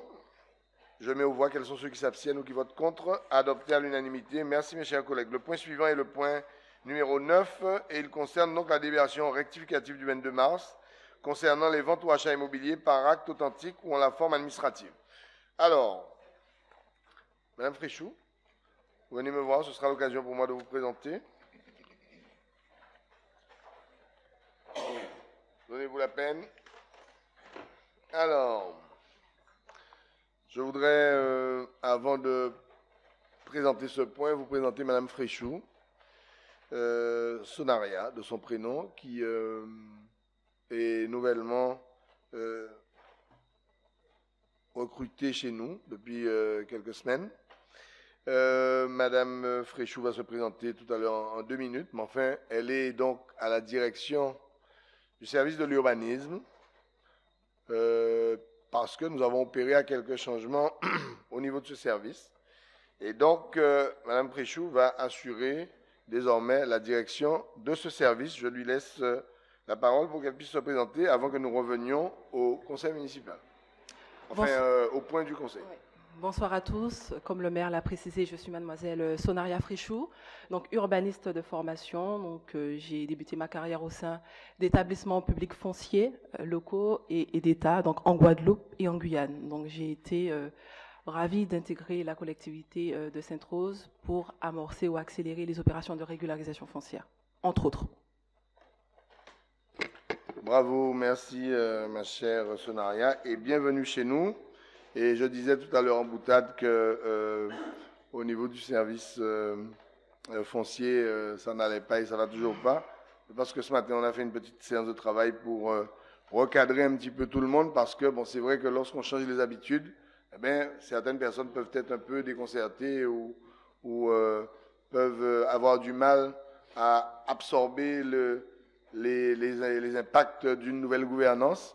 Mais voilà, donc nous sommes très heureux de t'accueillir chez nous et nous espérons que tu vas faire du bon travail. En tout cas, pour ce que j'ai vu depuis ton arrivée, je pense que c'est très bien d'ailleurs. Peut-être que le collègue Jotam va nous dire un petit mot puisque c'est sa délégation. Oui, alors, monsieur le maire, enfin, bonsoir à tous. Alors, vous comprenez aisément que quand vous avez dit que le service d'urbanisme ne fonctionnait pas, que j'ai tiqué. Non, mais je ne peux pas laisser passer ça. Non, mais c'est une erreur, c'est une boutade, c'est une erreur. Très bien. Parce que je voulais juste rappeler rapidement que en 2 ans quand même, nous avons délivré la semaine dernière 38 actes, ce qui ne s'était jamais produit ici. En 2 ans, nous avons fait signer plus de 100... En 30 ans, oui, en 30 ans. Nous avons déjà signé ici plus de 100 titres de propriété, ce qui n'est pas rien. Donc, c'est vrai, c'est un service, c'est un gros service, dans tout le sens du terme. C'est un service qui fait rentrer de l'argent. Si le déficit effectivement diminue, il y a un peu d'argent de ce service-là qui est rentré dans les comptes, n'est-ce pas, M. Yakou? Merci. Donc, c'est vraiment un service pour lequel il faut avoir une attention particulière. Et pour tout ce qui est les à côté, je pense que nous allons prendre un temps pour pouvoir remettre ce service sous les rails. Mais je suis très optimiste. Et bienvenue, Madame la directrice. Non, Henri, rassure-toi, évidemment, je pense que tout le monde a compris que je faisais état de cette fameuse rencontre que j'ai eue ce matin avec le personnel. Comme je disais, bon, des fois, faut être des gogettes parce que ça n'est pas toujours facile de faire tout le monde comprendre certains métiers. Donc bon, des fois, il faut y aller un peu plus franchement et dire les choses. Mais non seulement que vous faites votre travail bien, mais je le dis bien à bon entendeur, salut, vous faites votre travail de manière légale et surtout de manière juste. Et peu importe ce que nous devrons subir, aucun individu ni aucune personne ne te feront, je le crois, signer un quelconque document qui mettrait en péril d'abord le bon fonctionnement des services, mais surtout qui serait contraire aux droits de l'urbanisme. D'accord? Comme ce qu'on a pu voir il y a de cela quelques jours, où certaines personnes reprochent à l'urbanisme d'engager ou de signer des documents qui sont on ne peut plus légaux, n'est-ce pas? Bon, enfin, on en parlera après le Conseil. Bien, donc on revient donc alors sur ce, ma chère Sonaria, encore une fois, bienvenue chez nous, chez toi désormais, et puis je te propose de présenter ce point numéro 9. Alors, ce point, il vise à élargir le champ d'action de M. Jotam dans le cadre des opérations de régularisation foncière. Donc, il faut savoir que la délibération initiale du 22 mars 2002 couvrait un certain nombre de lotissements. Donc, par anticipation et en vue des prochains lancements d'opérations, notamment sur le bourg, la Boucan et Cadette, il est proposé au conseil municipal d'autoriser M. Jotam à intervenir sur l'ensemble des secteurs concernés par des opérations de cession immobilière. Donc, il faut savoir qu'essentiellement, l'année dernière, on a couvert les secteurs de Bis, Conodore, Subercazo. Et l'idée en 2024 est d'actionner les secteurs de Sainte-Marie 1, 2, Bourg, Cadette et la Boucan. Merci, chère dame. Est-ce qu'il y a des questions sur le sujet, mes chers collègues, ou est-ce que vous voulez peut-être interroger Mme Fréchou sur ses nouvelles fonctions? Je vous rappelle qu'elle vient de l'EPF, donc l'établissement public foncier. Et d'ailleurs, c'est à cet endroit qu'on l'a découverte, puisqu'elle travaillait avec nous sur la mise en place des différents actes en compagnie de Mme Muriel Takafred et de M. Jean, en l'occurrence. Voilà. Question, pas d'observation. On met aux voix. Quels sont ceux qui s'abstiennent ou qui votent contre? Adopté à l'unanimité. Bien, merci, mes chers collègues. Merci, madame. Ah non, on continue. Tu restes avec nous. OK, parfait. Alors, on passe donc au point suivant, qui est le point 10, vente de terrains communaux. La parole est à M. Jotam ou à mme Fréchou? Mme Fréchou, allez, on y va. Donc, dans le cadre de cette délibération, on poursuit les opérations de cession. Les zones qui sont concernées sont le Boyer, Bonne, Bis, Subercazo. Donc, sur cette délibération, on a une ligne qui vient modifier une délibération du 22 mars 2022 concernant la cession de biens au Galbas. Donc, cette délibération recense les éléments, les caractéristiques essentielles des cessions à venir sur les lotissements précités. Donc, l'idée, c'est d'autoriser le maire à finaliser ces opérations qui sont en cours depuis 20 ans, 30 ans environ. Bravo, j'aime comme vous présentez, c'est bien et c'est clair. Merci. Est-ce qu'il y a des questions sur la liste? Alors bon, mes chers collègues, vous connaissez déjà, on a l'habitude de faire ça. Le collègue Séné, vous avez la parole? Non? Ah, excuse-moi, c'est parce que j'ai vu sa main levée, pardon. Non, pas du tout. Non, j'ai eu l'impression de voir sa main levée. Pardon, collègue Séné, c'était pas pour plaisanter, hein, j'ai eu l'impression que tu avais levé la main. OK, bon, ben, on met aux voix. Quels sont ceux qui s'abstiennent, qui votent contre? Adopté à l'unanimité. Merci, mes chers collègues. On passe au point 11, régularisation de vente de terrain à la cité Charles-Gabriel. La parole est à Mme Fréchou. Donc, idem, on vient régulariser ici l'occupation de la parcelle cadastrée AP 276 pour un montant de 4 144 €. Alors, toujours dans notre lignée, vous avez bien compris, régularisation depuis des années pour des personnes qui avaient payé déjà et pour lesquelles aujourd'hui il faut produire un acte, ce que nous faisons depuis tantôt. Et vous avez bien remarqué, vous tous qui étiez d'ailleurs devant vos téléviseurs, combien les gens étaient ravis d'enfin obtenir un titre d'autopropriété parce que 30 ans, 40 ans, 50 ans après une occupation, eh bien, ceux qui avaient 20 ans ont 60 ans. Et lorsqu'on a 60 ans, on ne pense pas nécessairement à ce qu'on va faire dans 20 ans. OK? Bien. Est-ce qu'il y a des questions sur ce point-là? Point numéro 11. Pas de questions, pas d'observations. On met au voix. Quels sont ceux qui s'abstiennent ou qui votent contre? Adopté à l'unanimité. Merci, mes chers collègues. Le point 12. Vente d'un immeuble bâti communal référencé à la Cité des fonctionnaires. Alors, le conseil municipal est invité à statuer sur la vente de la parcelle AO23 située à la Cité des fonctionnaires pour un prix de 37 620 €. Merci beaucoup, Madame Fréchou. Est-ce qu'il y a des questions? C'est pour Madame Thomas. Pas de questions, pas de... Oui, une question? Non, d'accord. C'est pour le point suivant? Je sais. OK, eh bien, on met au voix. Quels sont ceux qui s'abstiennent ou qui votent contre? Adopté à l'unanimité. On passe au point numéro 13. Alors, ici, il s'agit de la cession de 2 immeubles bâtis référencés AO 13 et 14 à la Cité des fonctionnaires pour la somme de 150 000 €. Est-ce qu'il y a des questions, M. Séné? Mais non, au contraire, je sais que tu as une question. Ah, j'ai pas vu, je suis désolé. Alors, je le note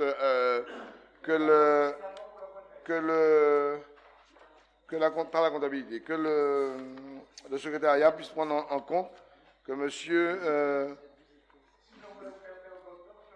Ouais. C'est vrai? Ah bon? Mais on va compter ça ensemble. 1, 2, 3, 4, 5, 6, 7, 8, 9, 10, 11, 12, 13, 14, 15, 16, 17, 18. Levez-vous. Allez, chiche. Vous savez compter? 18 personnes. Sans vous. Allez, levez-vous. Allez, on passe au point. On met au voix. Est-ce qu'il y en a qui votent contre? Une abstention, Monsieur Séné. Adopté à l'unanimité. -1.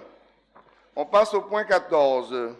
Vente d'un immeuble bâti communal, parce que vous savez, vous auriez pu donner l'impression aux personnes qui écoutent que ce que vous dites est vrai. Mais en fait, c'est où vous ne savez pas compter, vous êtes malhonnête. Ah, c'était pour me permettre de raconter. Vous êtes malin maintenant. Hein? Vous êtes très malin maintenant. Hein? Vous êtes très malin. Mais en fait, ça montre tout simplement que vous êtes malhonnête. Mais il faut que tout le monde le sache. Allez, on passe au point 4. Non, il faut dire M. ça, pour mon continuer. Alors, vente d'un immeuble bâti, il est malhonnête. Il faut dire qu'il est malhonnête. Il dit que s'il se lève, il n'y a plus de quorum. Et il y a 18 conseillers municipaux à part lui. Oh, alors, on y va. Oui. Alors ici, le conseil municipal délibère pour la cession de la parcelle AS95 située à Viard. Donc cession au profit des époux Anne-Rose pour la somme de 62 616 €. Merci, madame. Est-ce qu'il y a des questions? Pas de questions, pas d'observations. On met donc aux voix. Quels sont ceux qui s'abstiennent? Ah, pas d'abstention. Quels sont ceux qui votent contre? Adopté à l'unanimité, je ne me suis pas trompé cette fois. On passe au point 15, vente d'un immeuble communal référencé numéro 025. Non? Je me suis trompé? Oui, c'est ça. C'est bien ça? De 318 mètres carrés à la Cité des fonctionnaires. Alors, je vais présenter ce point-là, Sonaria, parce que c'est un peu particulier. Rappelez-vous, mes chers collègues, j'avais sorti ce point la dernière fois de l'ordre du jour, parce qu'en fait, M. Célestin est venu, M. Célestin et Mme Gabriel entretiennent depuis des années un conflit qui est arrivé très très loin pour une parcelle de terrain qui est située au Boyer. Pour mettre fin à ce conflit, parce que c'est des Saint-Rosiens quand même, et qu'on ne souhaite pas qu'ils puissent continuer à s'entretuer, nous avons proposé effectivement à M. Célestin d'abandonner les poursuites vis-à-vis de Mme Katia Gabriel, et qu'en échange, que nous puissions, nous, lui, vendre un terrain pour que ce conflit soit définitivement enterré. Hein. Donc c'est une procédure un peu particulière que nous avons adoptée sur ça, pour permettre effectivement de mettre fin à un conflit entre deux Saint-Rosiens. Donc voilà, et en l'occurrence, M. Citadel, Christian Célestin, ancien footballeur de l'USL, hein, qui a donné quand même une bonne partie de sa vie pour le sport à Sainte-Rose. Je pense qu'on lui doit bien ça. Voilà. Est-ce qu'il y a des questions, des observations? On met aux voix. Quels sont ceux qui s'abstiennent? Une abstention. M. Séné qui vote contre.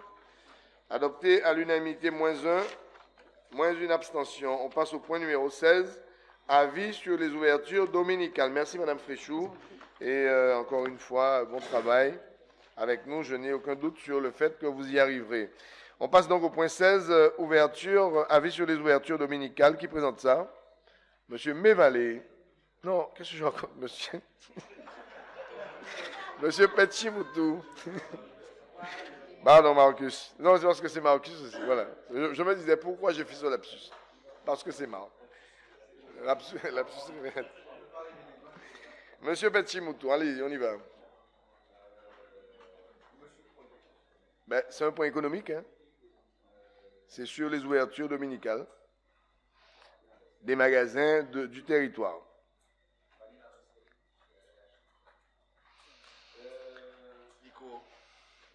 Micro. Parce que je ne l'ai pas préparé, en fait. Il faut dire les choses comme elles sont.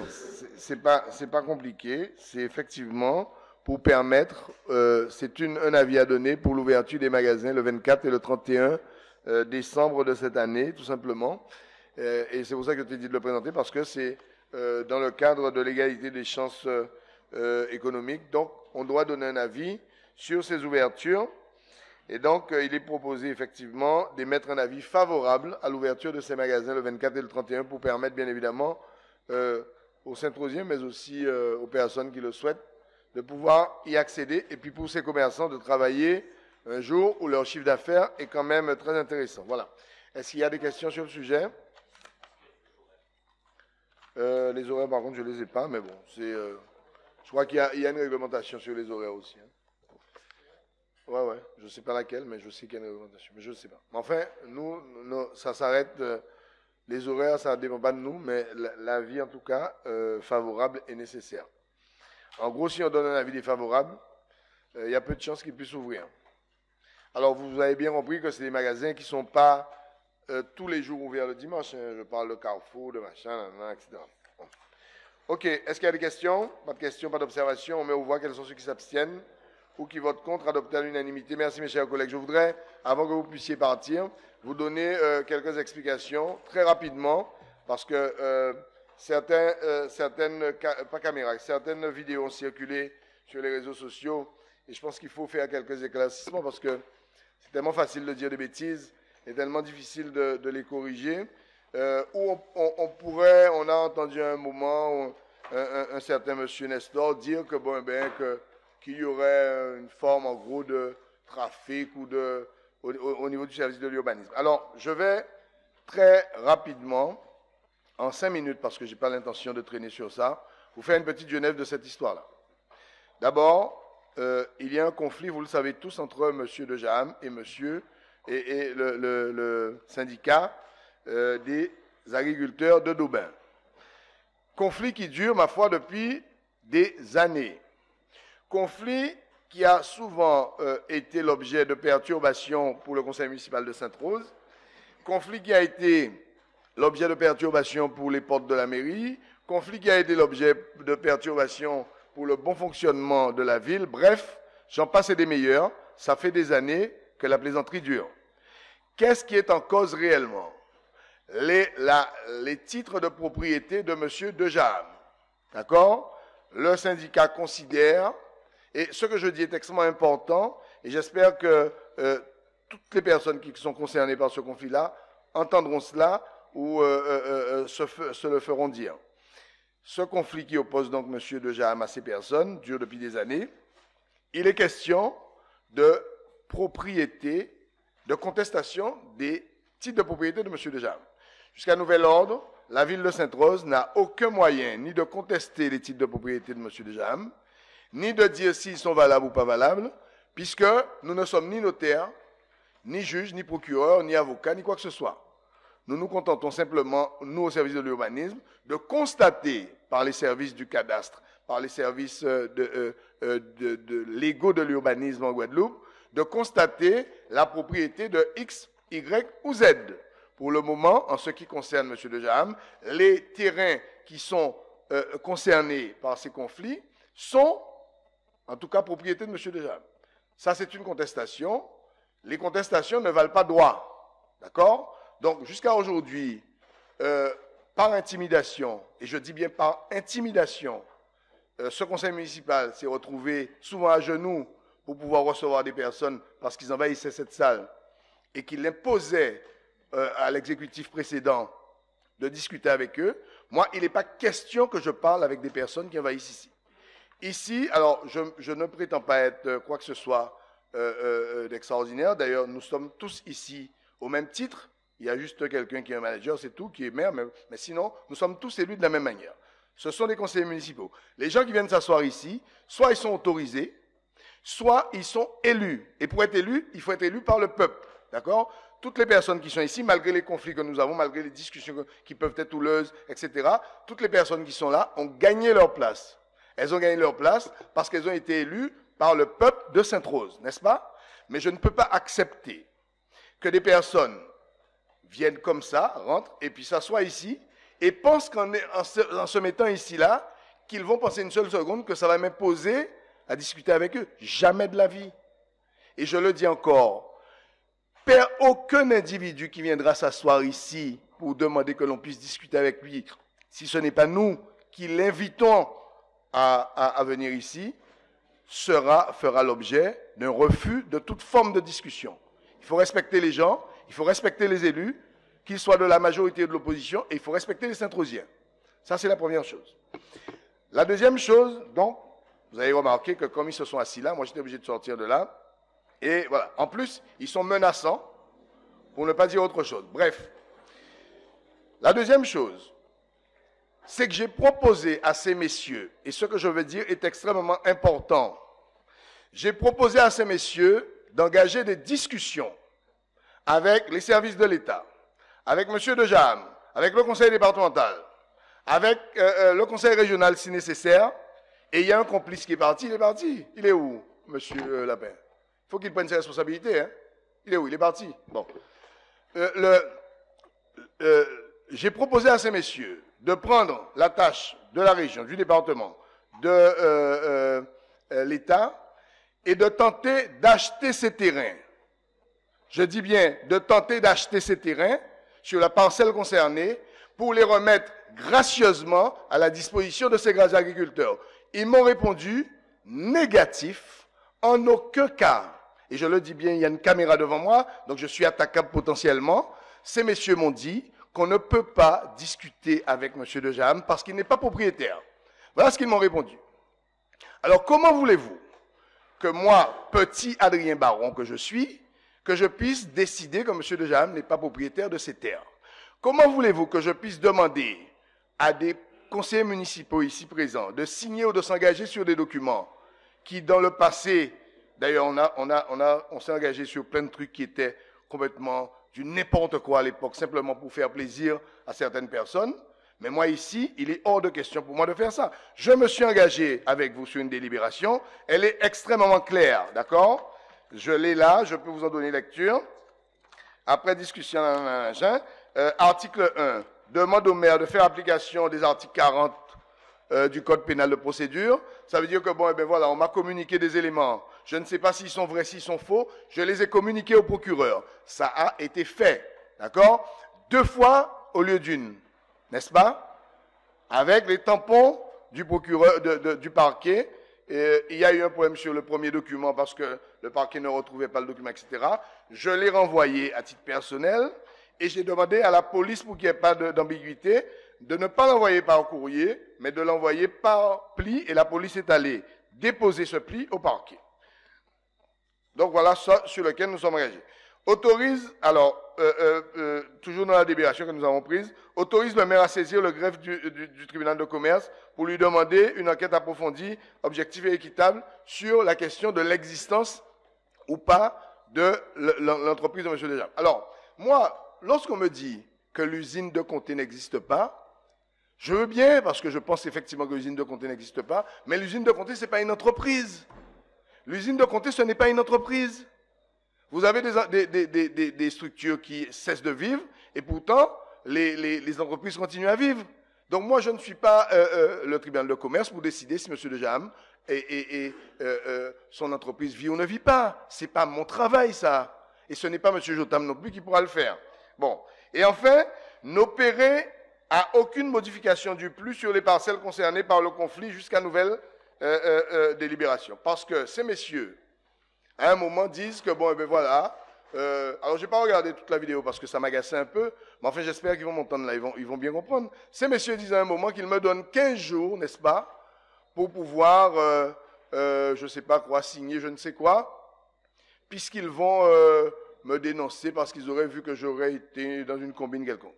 Monsieur Nestor, vous êtes trop gentil. Je vous demande d'écouter vos 15 jours. Dénoncez-moi dès aujourd'hui, dès ce soir, dès demain matin, si vous le voulez. Je suis pressé de me voir dénoncer par vos soins. En réalité, qu'est-ce qui se passe? Qu'est-ce que ce monsieur dit? Il dit que une délibération qui avait été prise par Claudine Bajazé précédemment, en 2019, disait que la commune cesse toute transaction avec M. Dejaham. Transaction. Bon, déjà, premièrement, on ne sait pas ce que ça veut dire, que la commune cesse toute transaction. Mais considérons qu'une transaction serait, par exemple, ce qu'ils disent là, un permis. Puisque nous avons signé un permis pour M. Dejaham, mais un permis qui avait déjà été signé avant par ces personnes-là, alors même qu'ils avaient pris cette délibération-là. Dites-moi comment vous voulez. Alors en plus, sur un terrain qui n'est pas concerné par la parcelle, parce que moi je dis bien que je veux bien bloquer le plus sur la parcelle concernée, mais que la parcelle concernée. Je ne vais pas m'amuser à contester 500 hectares de terre de M. Dejaham, d'accord? J'avais besoin de faire un futsal pour les jeunes du comté. Ils attendent ça depuis 40 ans, les gamins. Moi, j'étais gamin, j'allais aux élections, j'allais en campagne électorale avec Jean Daniel, j'avais 15 ans, d'accord? Je l'entendais dire, on est en 1983 ou quelque chose comme ça, je l'entendais dire qu'il faut faire une aire de sport au comté, je me rappelle. Et j'ai entendu tous les maires, sans exception, dire ça, jusqu'à aujourd'hui. Alors aujourd'hui, on le fait. Ce terrain-là, les jeunes l'occupent depuis 40 ans. Monsieur Dejaham le met à la disposition de la ville pour construire l'aire de sport. Alors vous pensez que je vais dire non, on ne construit pas l'aire de sport pour les jeunes du comté parce que Monsieur Nestor m'a dit qu'il ne faut pas signer un quelconque document avec Monsieur Dejaham. Non mais soyons sérieux, messieurs. Et vous pensez que c'est en venant ici, en bloquant la mairie, en bloquant tout ça, que vous allez obtenir quoi que ce soit. Moi, je vous dis, et ça, je prends ma responsabilité personnelle, je ne peux plus discuter avec ces personnes. Et si d'aventure vous devez discuter avec eux, ce sera avec le premier adjoint ou quelqu'un d'autre. Mais Adrien Baron ne parlera plus avec ces personnes. D'abord, parce que ces gens ont mis en doute mon intégrité en racontant leurs conneries là sur leur histoire de terre. Je répète de manière très claire, je n'ai aucune transaction avec M. Dejaham. J'ai déjà rencontré M. Dejaham une fois dans ma vie. D'accord? C'était pour lui dire, est-ce qu'il est d'accord à discuter avec l'État et toutes ces personnes-là? Et il m'a dit que c'est niet. D'accord? C'est la seule fois que je l'ai rencontré. Je n'ai jamais eu de transaction avec lui sur quoi que ce soit. En revanche, administrativement, je suis lié à M. Dejaham, puisque M. Dejaham, par exemple, est propriétaire de l'école de Desbonnes ou de Duisère. Vous savez ça? Mais parce qu'on a construit une école sur son terrain. Ouais. C'est Duisère, voilà. Et aujourd'hui, je suis en train de lui demander de nous rétrocéder ces terrains-là, puisque aujourd'hui, c'est le sol qui vaut. Donc, théoriquement, M. Dejaham est propriétaire de l'école de Duisère. De madame, pardon. Hein? Alors, je vais dire aussi que comme M. Nestor vient me menacer et qu'il vient remplir le conseil municipal, et comme il a un problème avec M. Dejaham, que par rapport à ça, eh bien, je vais laisser l'école dans cette situation administrative bancale et que je n'ai pas régularisé. Eh bien non, ce n'est pas possible. Donc je le dis pour que les choses soient bien claires. Ils viendront, ils envahiront la mairie autant de fois qu'ils voudront. Pour ma part, je ne parlerai plus avec ces gens et je les invite, tout comme ils l'ont dit sur les vidéos, de porter autant de plaintes que nécessaire pour pouvoir régler cette situation. Mais pour ma part, c'est fini. Alors, prenez vos responsabilités individuellement. Sauf certains des autres qui parlent avec vous, ça c'est autres. Prends responsabilité à autres, mais on sait habiter en cas des autres, les autres qui parlent avec vous, pas parler au nom à ni Baron et ni la ville de Saint-Ouen. Chaque monde qui a fait ça, il voulait. Il y a certains qui ont joué en double jeu. Monsieur Jimson qui a joué en double jeu. Ça, c'est problème. Moi, je prends responsabilité en toujours à distance à penser. OK? Là, on va venir là, après, on va partir, on va faire réunion derrière, on va dire, on va pas dire. Moi, je n'aime pas les gens qui sont des phobes. OK? Soyons honnêtes, prenons nos responsabilités. Si vous voulez vous affranchir d'une situation, faites-le. Il n'y a aucune difficulté par rapport à ça, mais je déteste les personnes en bas. OK? Monsieur Séné, lui et moi, on s'engueule tous les jours, mais il a le mérite d'être clair tout le temps. OK? On ne peut rien lui reprocher de ce point de vue-là. Il est clair, il est droit dans ses bottes.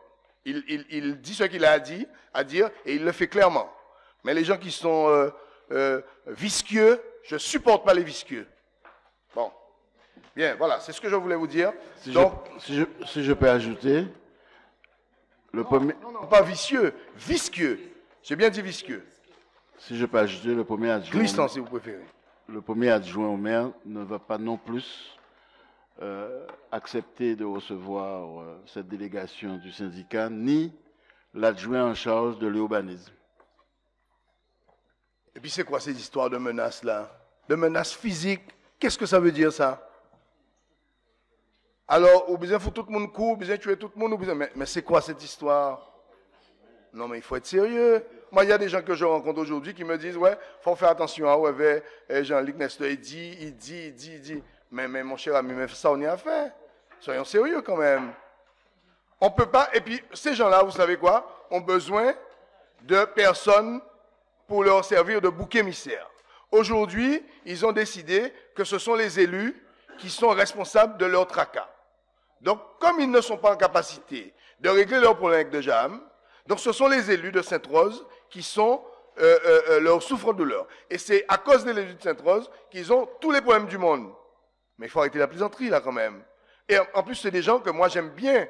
Je vous dis ça. Et c'est des gens que j'ai toujours dit à ces personnes-là, attention, vous suivez quelqu'un qui n'a aucune envie de régler ce problème-là. Parce que si quelqu'un vous dit, on achète les terrains, on vous les donne gratuitement, et que vous dites, non, vous avez un problème, les amis.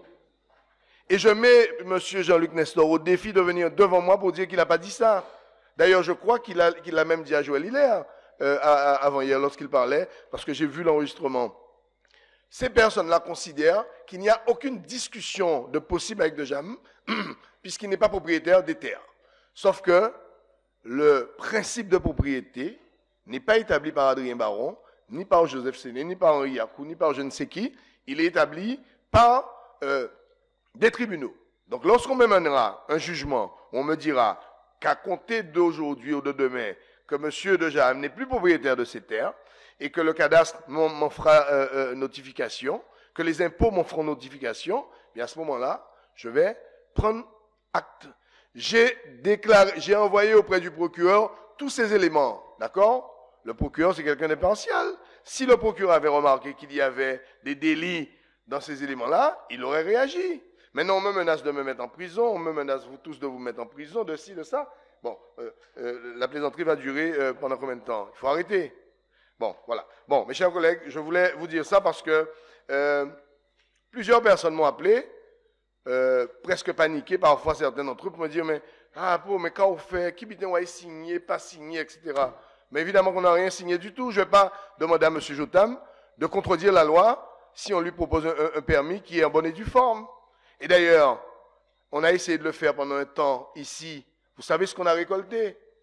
D'accord? Vous savez ce qu'on a récolté? Des permis tacites. Et il n'y a rien de plus dangereux qu'un permis tacite. Parce que lorsque vous obtenez un permis tacite, vous n'avez plus aucun droit sur ce permis-là. Donc moi, je ne vais pas laisser passer des permis tacites ici. Si un permis mérite d'être délivré, il le sera. S'il ne mérite pas d'être délivré, il ne le sera pas. Et désormais, en ce qui me concerne, les choses sont réglées définitivement. Alors, quand je ton seul bien vous en fait, venez vous mettre un petit coup, parce qu'on parle pour d'autres solutions qui font moi parler les autres. Bien, alors je vais maintenant passer la parole. Je vous ai présenté tout à l'heure Mme Fréchou, je vous avais promis de vous présenter le deuxième cadre. Il y en a trois, mais le troisième est fatigué. Il a une maladie, je ne sais pas quoi. Hein. Donc, viens, Didier, pour que nous puissions te présenter aux collègues. Alors, l'autre, c'est monsieur, comment il s'appelle déjà? Toupé. Monsieur Toupé est souffrant, donc pas grand-chose, un truc à la gorge. Alors, monsieur Toupé, qui nous a rejoint il y a de ça quelque temps, est ingénieur, et donc vous aurez l'occasion de le voir la prochaine fois. Sinon, nous avons également monsieur Léon, qui est avec nous depuis lui aussi quelques semaines, et qui est donc responsable de l'entretien de tous les espaces de la ville. Alors, la situation n'est pas encore complètement bien réglé, on va devoir le faire, mais l'idée, c'est de le mettre en situation pour qu'il puisse gérer l'entretien de tous nos espaces, particulièrement les espaces verts, vous avez bien compris. Donc les stades, les différentes... partout, quoi. Vous voyez? Et donc, c'est lui qui va donc désormais gérer ces équipes-là. Et donc, je lui laisse la parole, qu'il puisse se présenter à vous. Bonsoir à tous. Écoutez, je suis très heureux de rejoindre cette communauté sainte-rosienne. Mon expérience en matière de gestion des infrastructures sportives engazonnées m'a permis de séduire l'équipe et de rejoindre cette formidable équipe. Voilà. Donc, je vais m'occuper des espaces verts et en particulier des terrains de foot, puisque je dispose d'une certaine expérience dans ce domaine. Merci, monsieur Didier Léon. Est-ce qu'il y a des questions, mes chers collègues? Vous voulez lui demander quelque chose? La question, pas d'observation. Je voulais par contre surtout demander à madame Charlène Davillé, maintenant qu'elle a un ingénieur avec elle et monsieur Didier Léon, comment elle se sent un peu, quoi, avec monsieur Giraud, avec...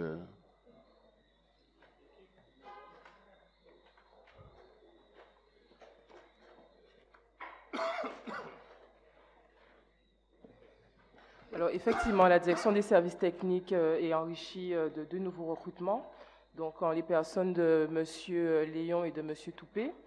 Donc ces deux recrutements constituent une plus-value certaine pour la direction des services techniques, dans le sens où, dans un premier temps, sur la question des projets structurants, donc nous allons pouvoir traiter de manière particulière l'ensemble des travaux à réaliser au sein de la collectivité, plus particulièrement la question de la sécurisation du patrimoine bâti et routier, d'une part, mais également accorder une attention particulière à l'entretien des espaces verts, d'une part, mais également à l'entretien des équipements sportifs, de manière à mettre à disposition des utilisateurs de ces équipements des installations viables et conformes aux prescriptions techniques qui s'imposent.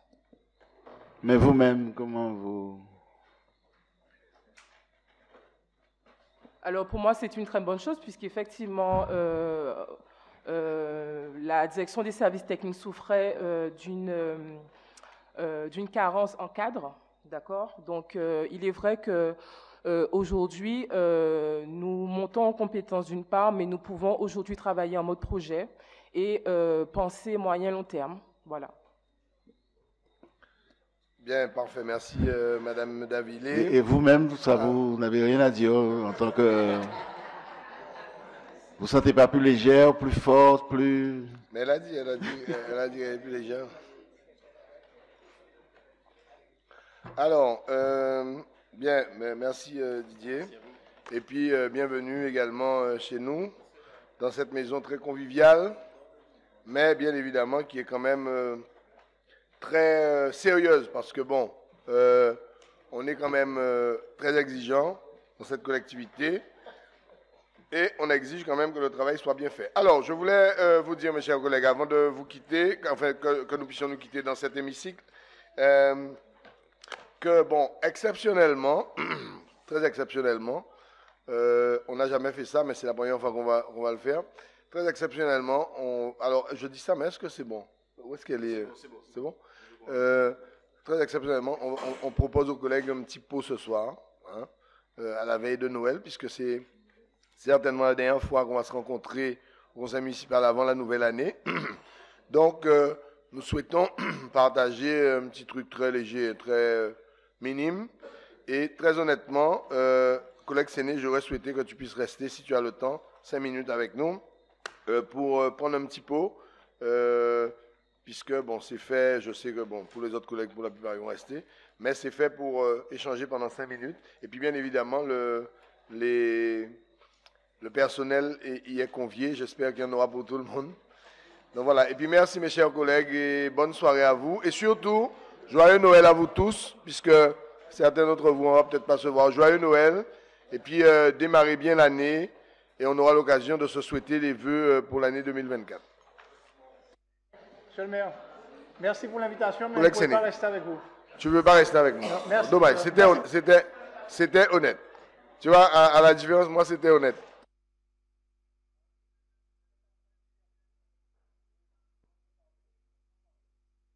Ah oui, mes chers collègues, juste, pas pour reprendre la séance, hein, mais je voulais avoir une pensée pour Mirella, que vous connaissez, qui était restauratrice au bord de mer et qui nous a quittés. Donc demain, elle sera présentée dans son restaurant parce que c'était sa volonté. Donc ceux qui peuvent passer 5 minutes passent pour la saluer sa mémoire. Et puis également, aujourd'hui, c'est M. Maxès qui est exposé chez Morina. Donc si ce soir, quelques-uns d'entre vous pouvaient passer, ce serait bien. Je Citadelle, c'est qui?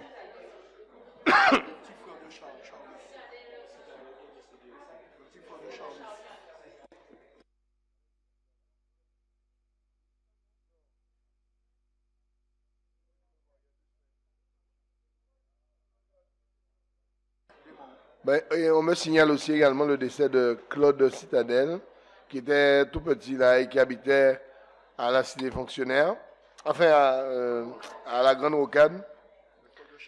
Et c'est le frère de Charlus. Bon, il est exposé aussi chez Morina? On ne sait pas encore. Bon, ben voilà, donc cette fin d'année, voilà, condoléances à toutes les familles.